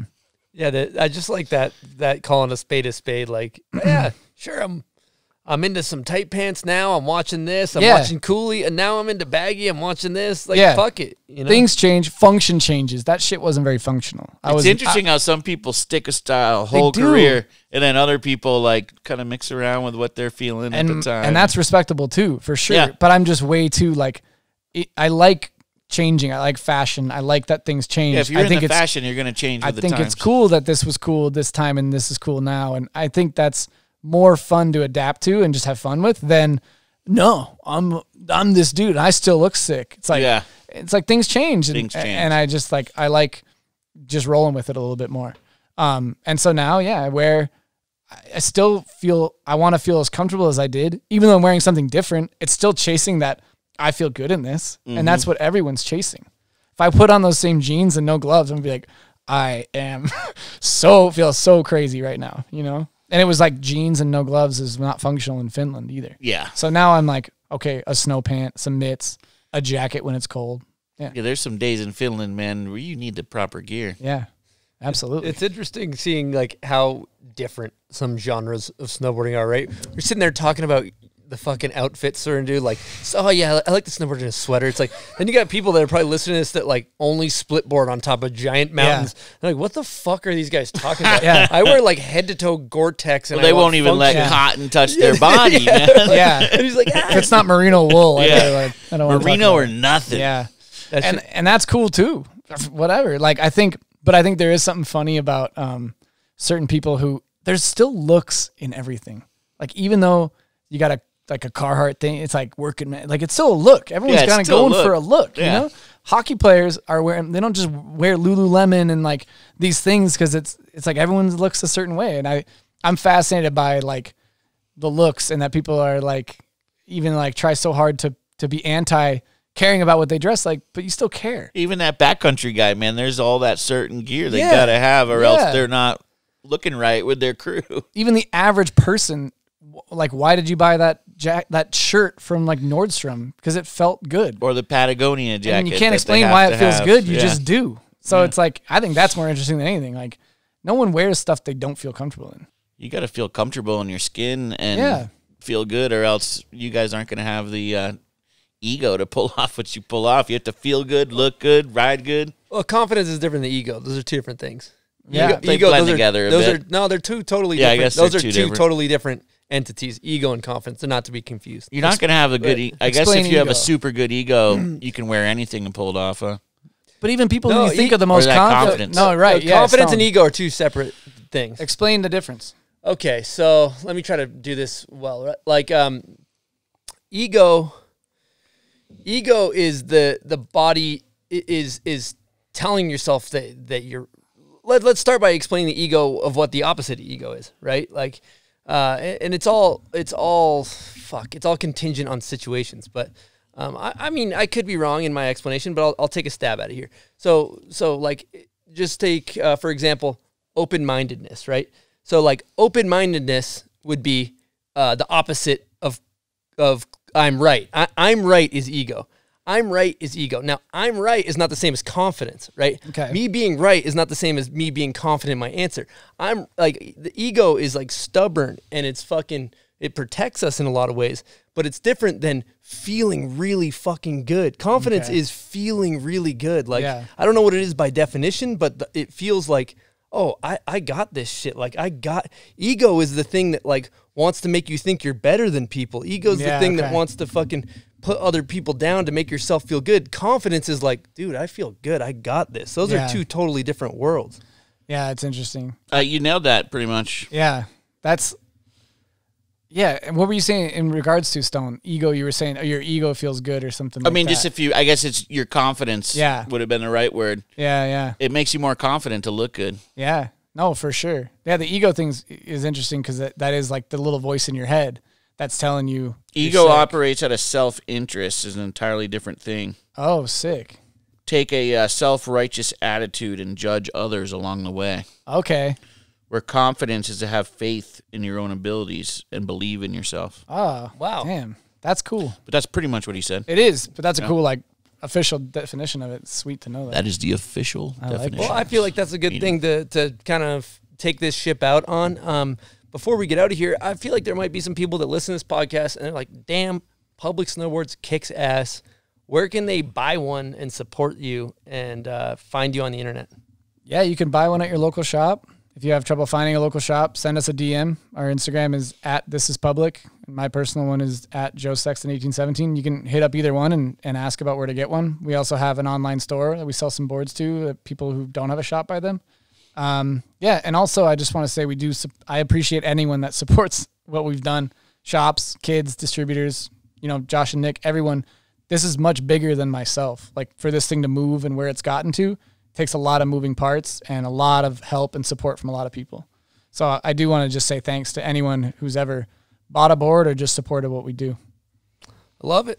I It's love awesome. You guys got a dealer locator on the site too? Yeah, we have a People are looking stockist around? list. Yeah, Sick. but it changes so much that it's kind of like just hit us up, and I think That's we the can- best way. Yeah, we can help you find a shop, and But it's kind stockist tells you who has product at a certain time. no, stockist is just a list of like Oh. here's the shops that we're in. Yeah, yeah. But I mean, it does change because like if we get a new distributor, it opens up a whole new Gotcha. kind of channel. So it's best to just hit us up. Just holler.